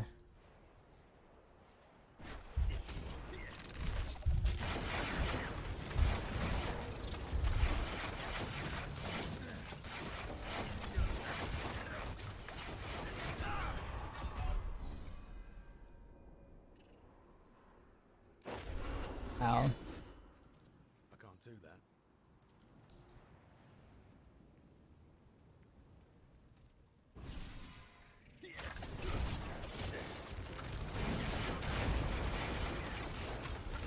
Yeah, I'm actually dealing damage before the stagger because of the totems.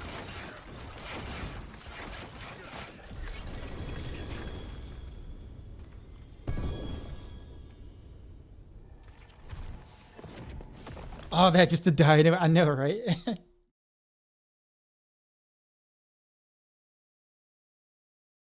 New helm also makes Starless recommended anytime you use it. Yeah, basically, the new helm makes Starless guys best in slot. And the new helm itself best in slot. Where did I get the new unique dagger? Someone on stream let me hold theirs. There is no like special place to farm, and everything is so rare. I wouldn't have had any of these items had it not been, or these three had it not been for like somebody on stream let me hold theirs.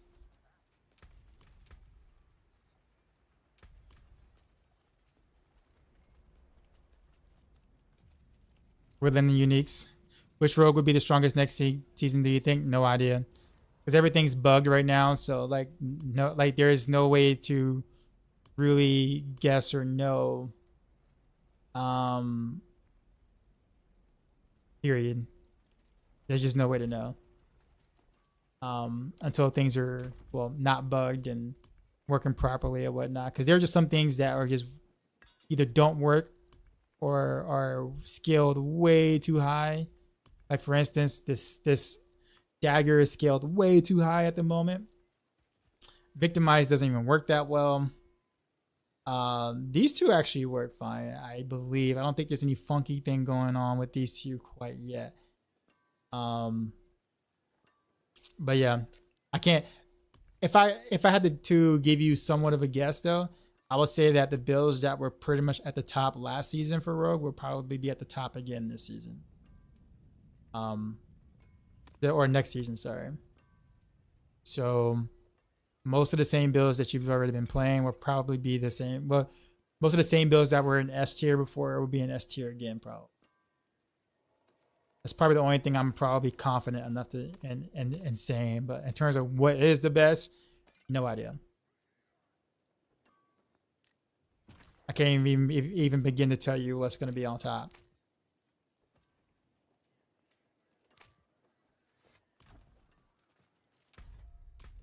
I gotta switch my stuff over, my mats over. Sam says it looks like totem builds would be tough to play on console. You have to kind of get close though. Well, not really. Well, I don't know. Yeah, because I mean, I guess you can't really target the totem, so I guess you got a point there.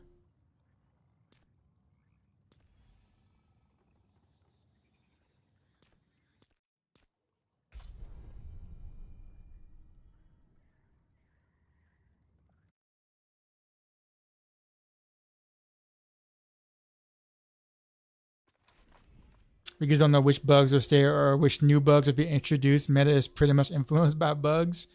I mean, pretty much. You're not wrong. Like, you're absolutely not wrong on that.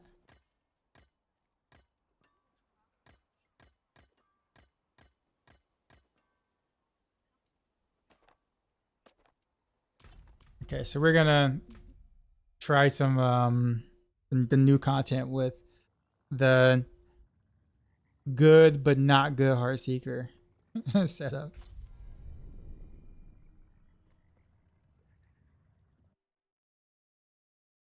As someone who loves many characters, I think one quality of life feature would be once you complete your capstone dungeon, you unlock the world tiers for all characters for the season.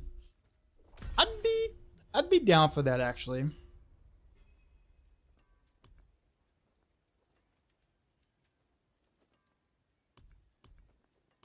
As someone who doesn't play a lot of characters each season, I'd be down for that still.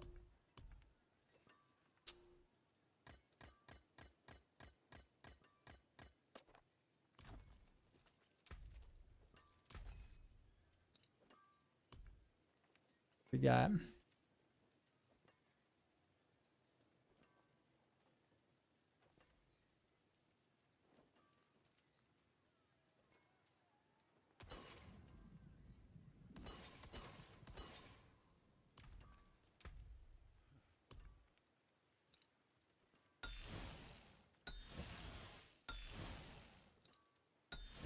I wonder if I need Undying.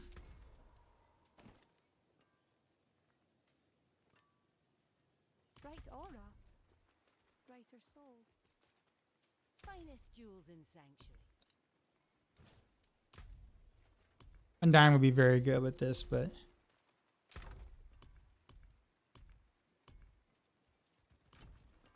do I want to though? Part of me says no. And I'm gonna regret it later.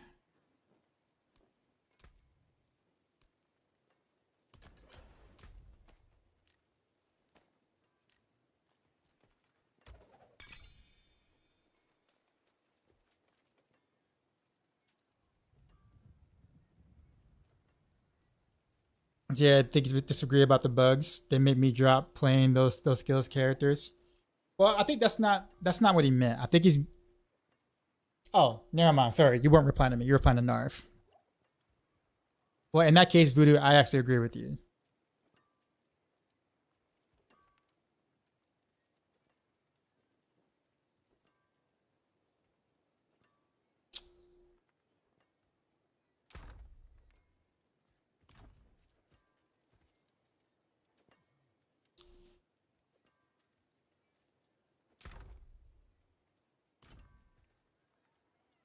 The new chest is good. Why don't I use that? I mean, I don't too much like it. I mean, I would use it if I'm playing a melee build. And so far I haven't made a melee build yet. So like I'll use it on Flurry, I'll use it on like Twisting Blades. Maybe my Shank Rogue. The Shank Rogue is fun. But I don't really want to use it on like Rapid Fire or Heartseeker, honestly.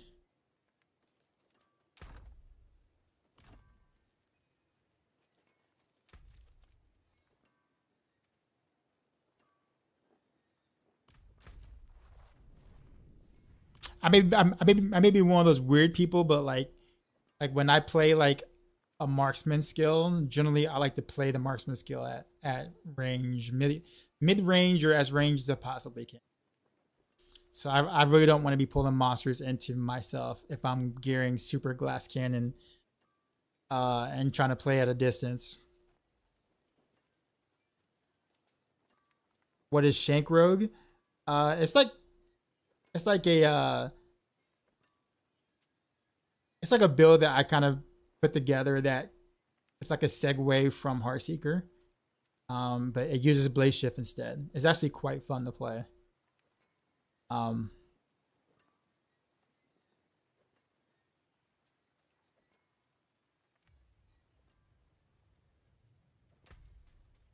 Alright, let's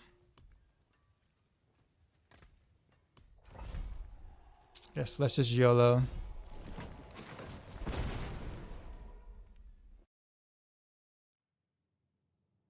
A rogue that deals damage from within the fast, yeah. Nah, it's a rogue build I created. I didn't make a video about it this season, but I might next season because it actually got buffed. So we'll see.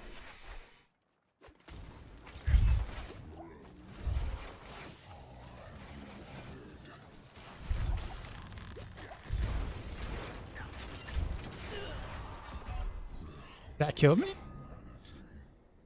Rough.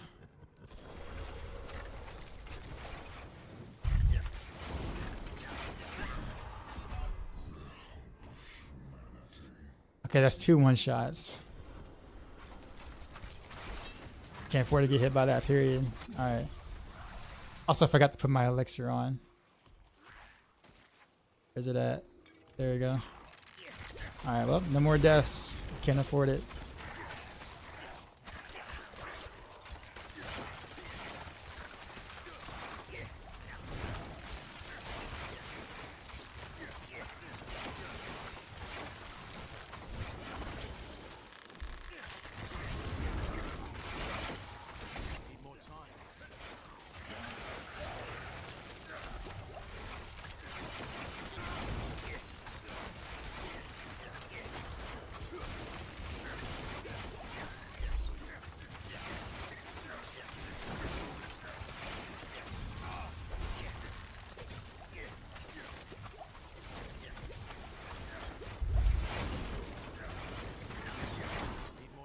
This was weird playing this mode with Heartseeker versus Rapid Fire.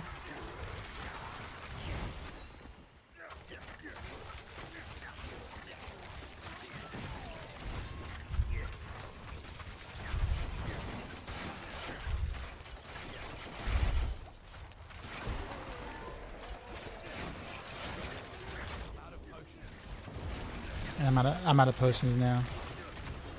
Yeah, we're in trouble.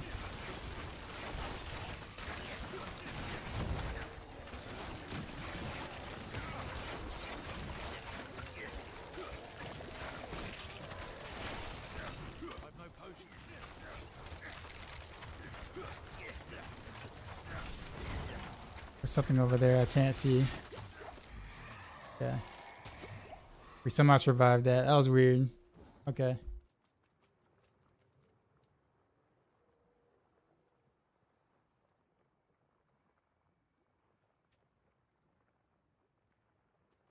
Sure, we'll take this.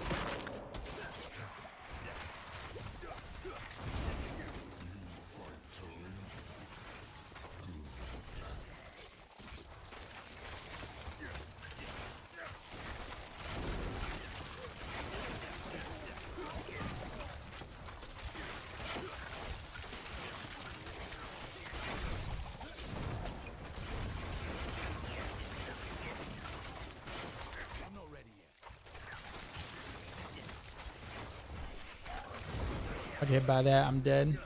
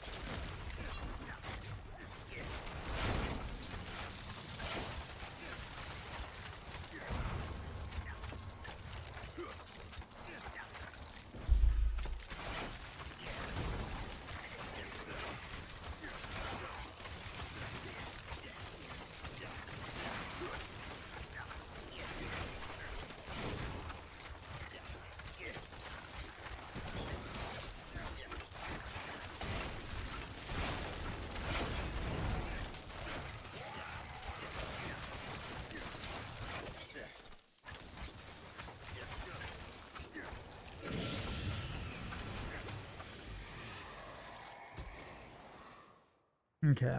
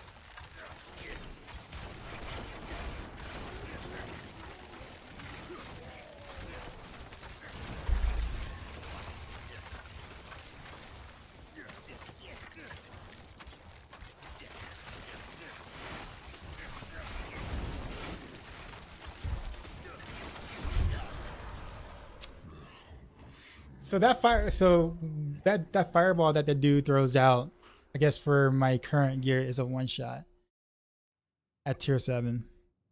If I get hit by that, like that's that's it.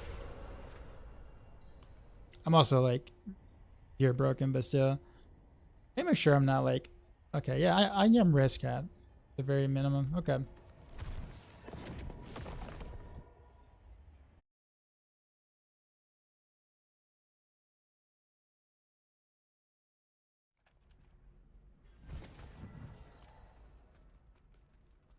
You can spam hell task for those keys. Yeah. Just take the small chest because every chest gives you a compass basically.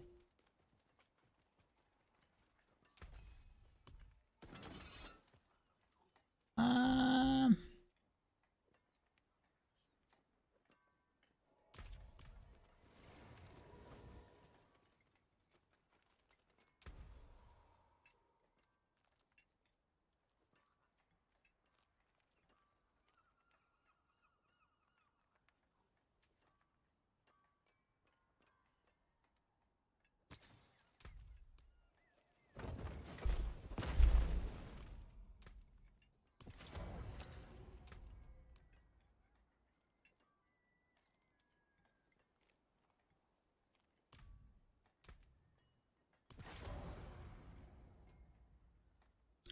I think that's what we'll do.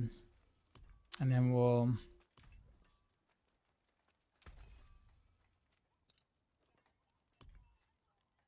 There's that. Don't ruin all that work. try this again.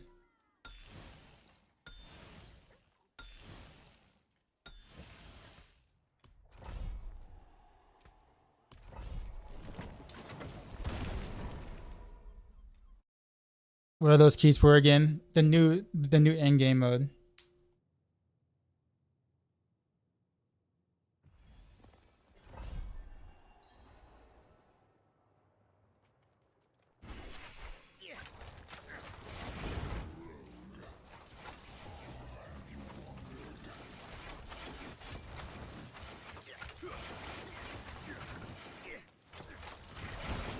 If I get hit by that thing, I'm dead.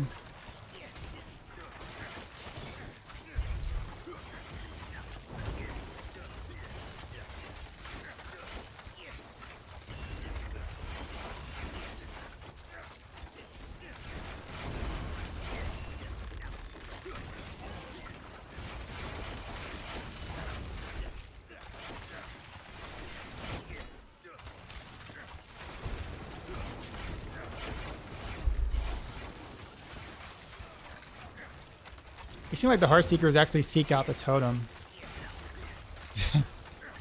When there's nothing else around, it actually seeks out the totem. Kind of interesting developments there.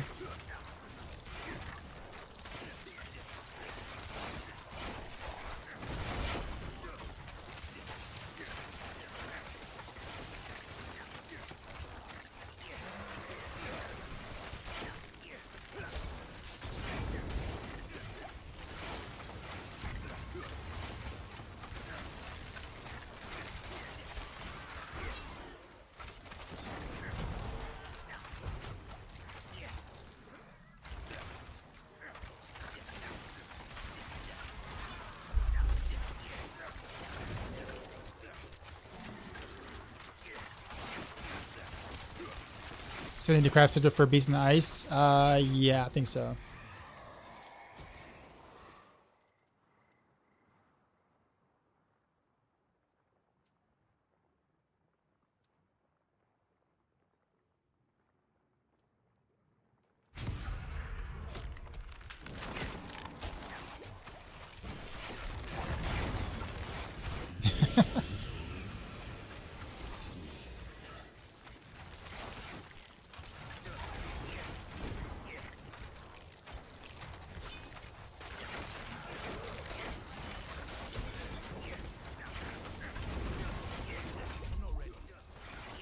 Who that hurt?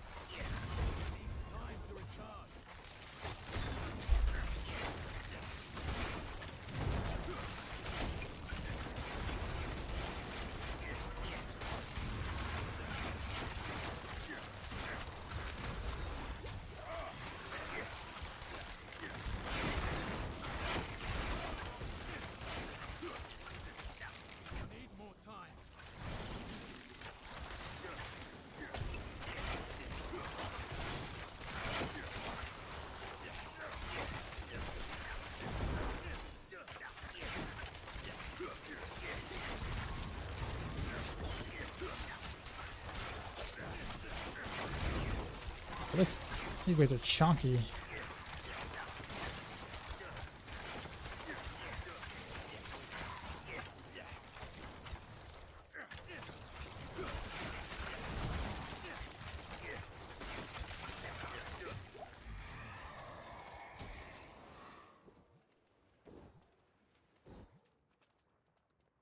Echoing Nightmare from D3.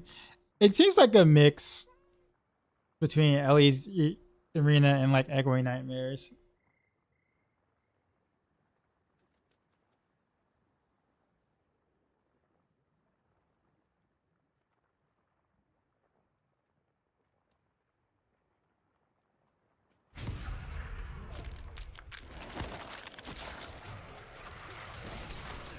Since you can choose rewards. I mean, that's more like any roguelite then, so that's not really Last Epoch. Hades was doing that, and some other roguelites were doing that way before then. I shouldn't have took my eyes off the screen. God dang it. Yeah, roguelikes were doing that way before then.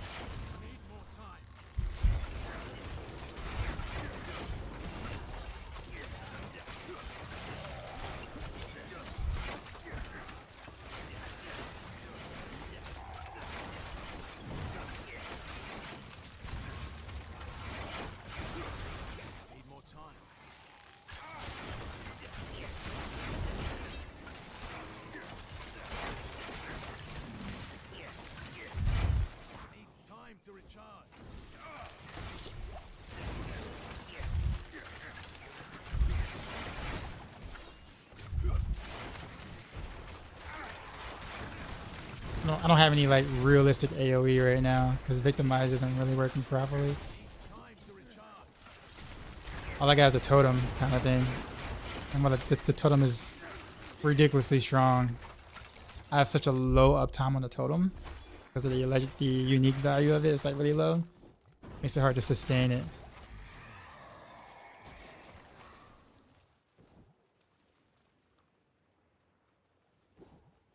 So we'll see how far I can get with this, but this I think this is gonna be real tough.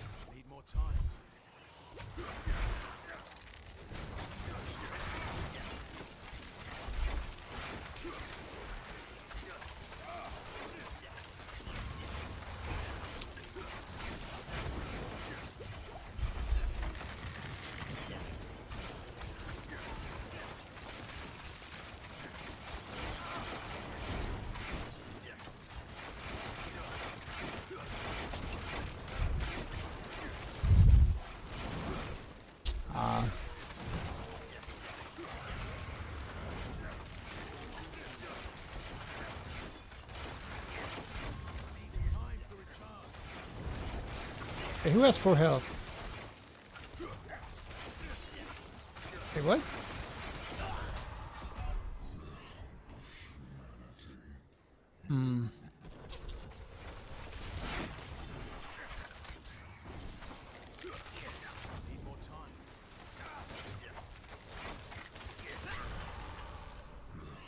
Oof, yeah, he jumped on me. Yeah, it actually, because of the lack of Victimize doing what it's supposed to be doing, that makes 7 way like probably out of his league. Single target is not, it's not really too much of an issue, but man.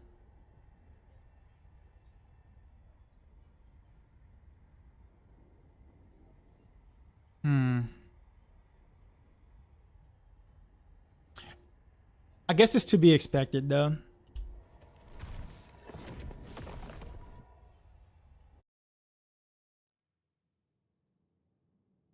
Is your road squisher the mobs do a lot of damage? Both. Both.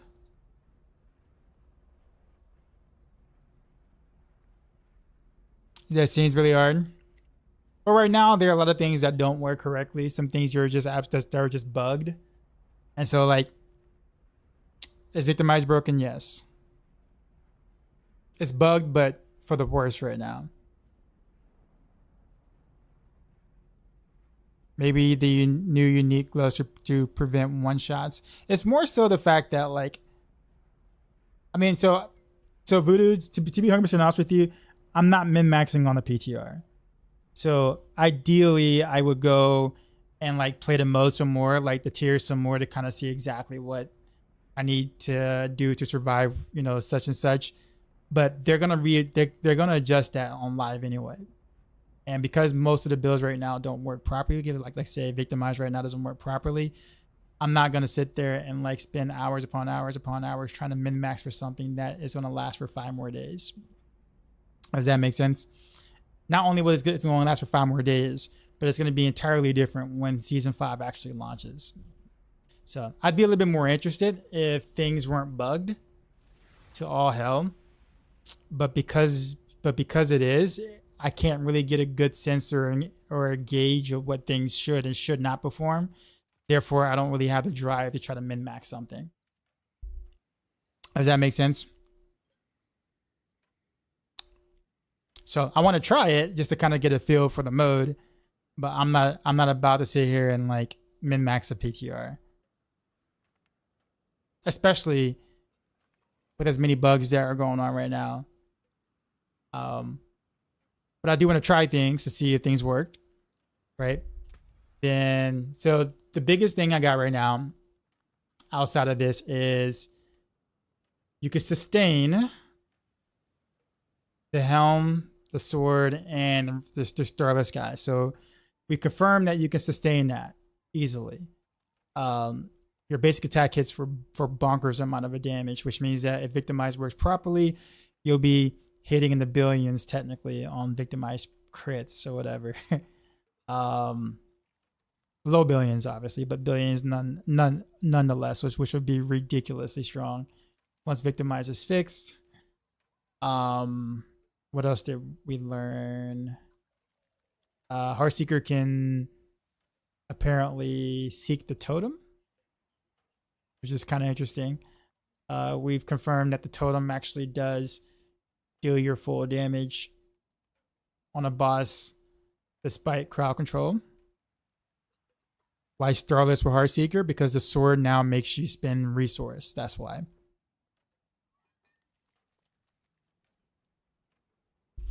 So, but what else is there? I think we did some rapid fire too as well.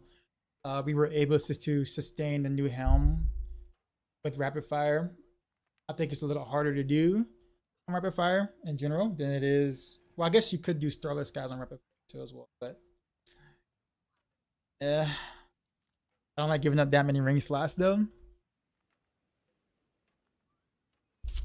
So yeah, that's kind of pretty much it, at least for this time around. I did say I was gonna make a Flurry rogue today, but because I was given these uniques and I kind of wanted to play around with them. I already had these Starless guys already, but I really wanted to play around with the new uniques here. So kind of did, and yeah, and this is a really mediocre shard too. Look at the damage range on this thing. You know how hard it's gonna be to actually get a good one of these.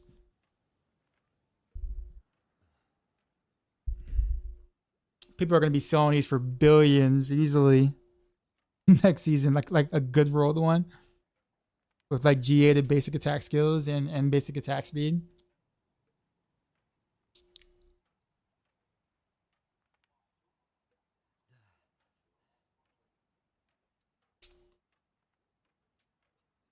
You will, because you be yeah. All right, so trying to think of what else is there. Soon to be best RMT gear. Yeah, pretty much. Didn't think suggesting the gloves was to min-max, but see how much the difference it makes for survivability, so she clearly do enough damage. Yeah, but to do that though, you have to move around some other stuff too as well. There's some lucky hit chance and tempers and stuff like that. Like it's not just simply just plop in the gloves and see what happens. Like you have to move other things around Voodoo usually. Because keep in mind, I've already taken 1, 2, 3 aspects that I normally would use off already. So you have to kind of finagle your way around what you're going to be able to remove. So just plopping on another unique without thinking about how it affects the rest of your build is never a good idea. And if you notice towards the end, it really wasn't about my survivability. I just wasn't able to proc Victimize. Not Victimize, sorry. Like Victimize wasn't doing the AoE damage necessary for me to clear quick enough for me to not get overwhelmed. That's what happened. So it really wasn't about me survivability as much as it was me just getting overwhelmed because I wasn't clearing fast enough. Or sorry, efficient enough. Because on my rapid fire, I'm actually squishier, but I actually made it further. But I was able to actually like nuke entire areas though. Whereas here, I can't do that. At least not with the way Victimize works right now, fortunately.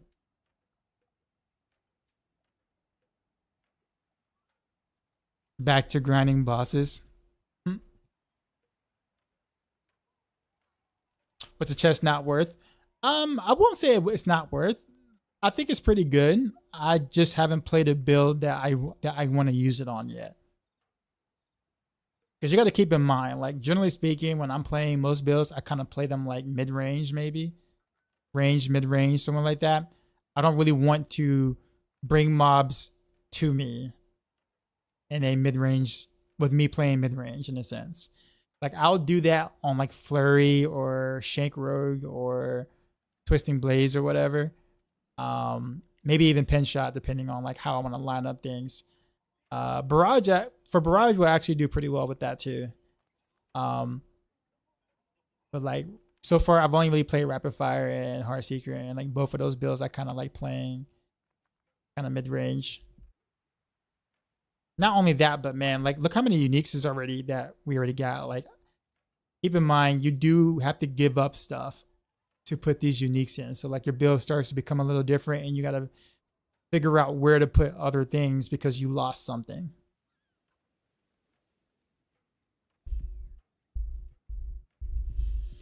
I'm gonna do Flurry tomorrow, Sato. I was supposed to do it today, but I got some new uniques to test with, so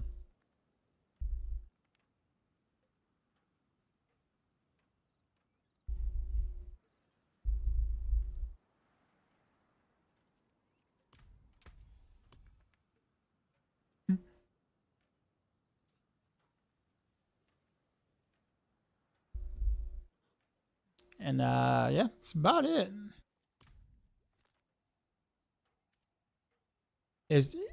It is working very with the Heartseeker? Yes. It is a basic attack, so yes. The crown works with it. Sword works with it. And Starless Skies work with it because the sword makes you spend resource. So it's kind of bonkers the amount of damage that your Heartseeker can deal. Like by itself. Like despite Victimize being horrible at the moment because it's bugged, it still kind of like churns out some like actual damage. But all right, I think that is it for me for today. We'll come back tomorrow, and we will do Flurry. Now that I got a chance to play all the other stuff I kind of want to play already, we will do Flurry. I think I also want to do Barrage too, for a little bit. But yeah, we'll put together Flurry. I don't really know exactly which Flurry I want to do. Like I don't know if I want to do like poison, or do I want to do like a kind of a traditional, maybe cold Flurry, or do I want to do inner sight Flurry, poison inner sight Flurry? I don't know yet. There's a couple of different ways to go about it, and I don't know which one I want to do.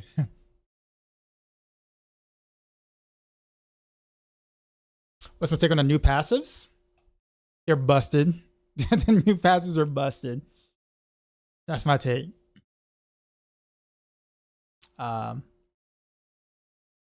Anyhow, let's see. Well, they are. They're definitely busted, man.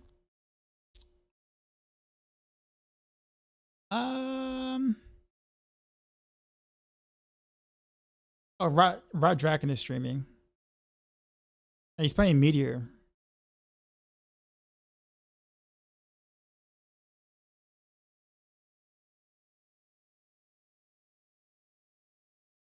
So we'll go there.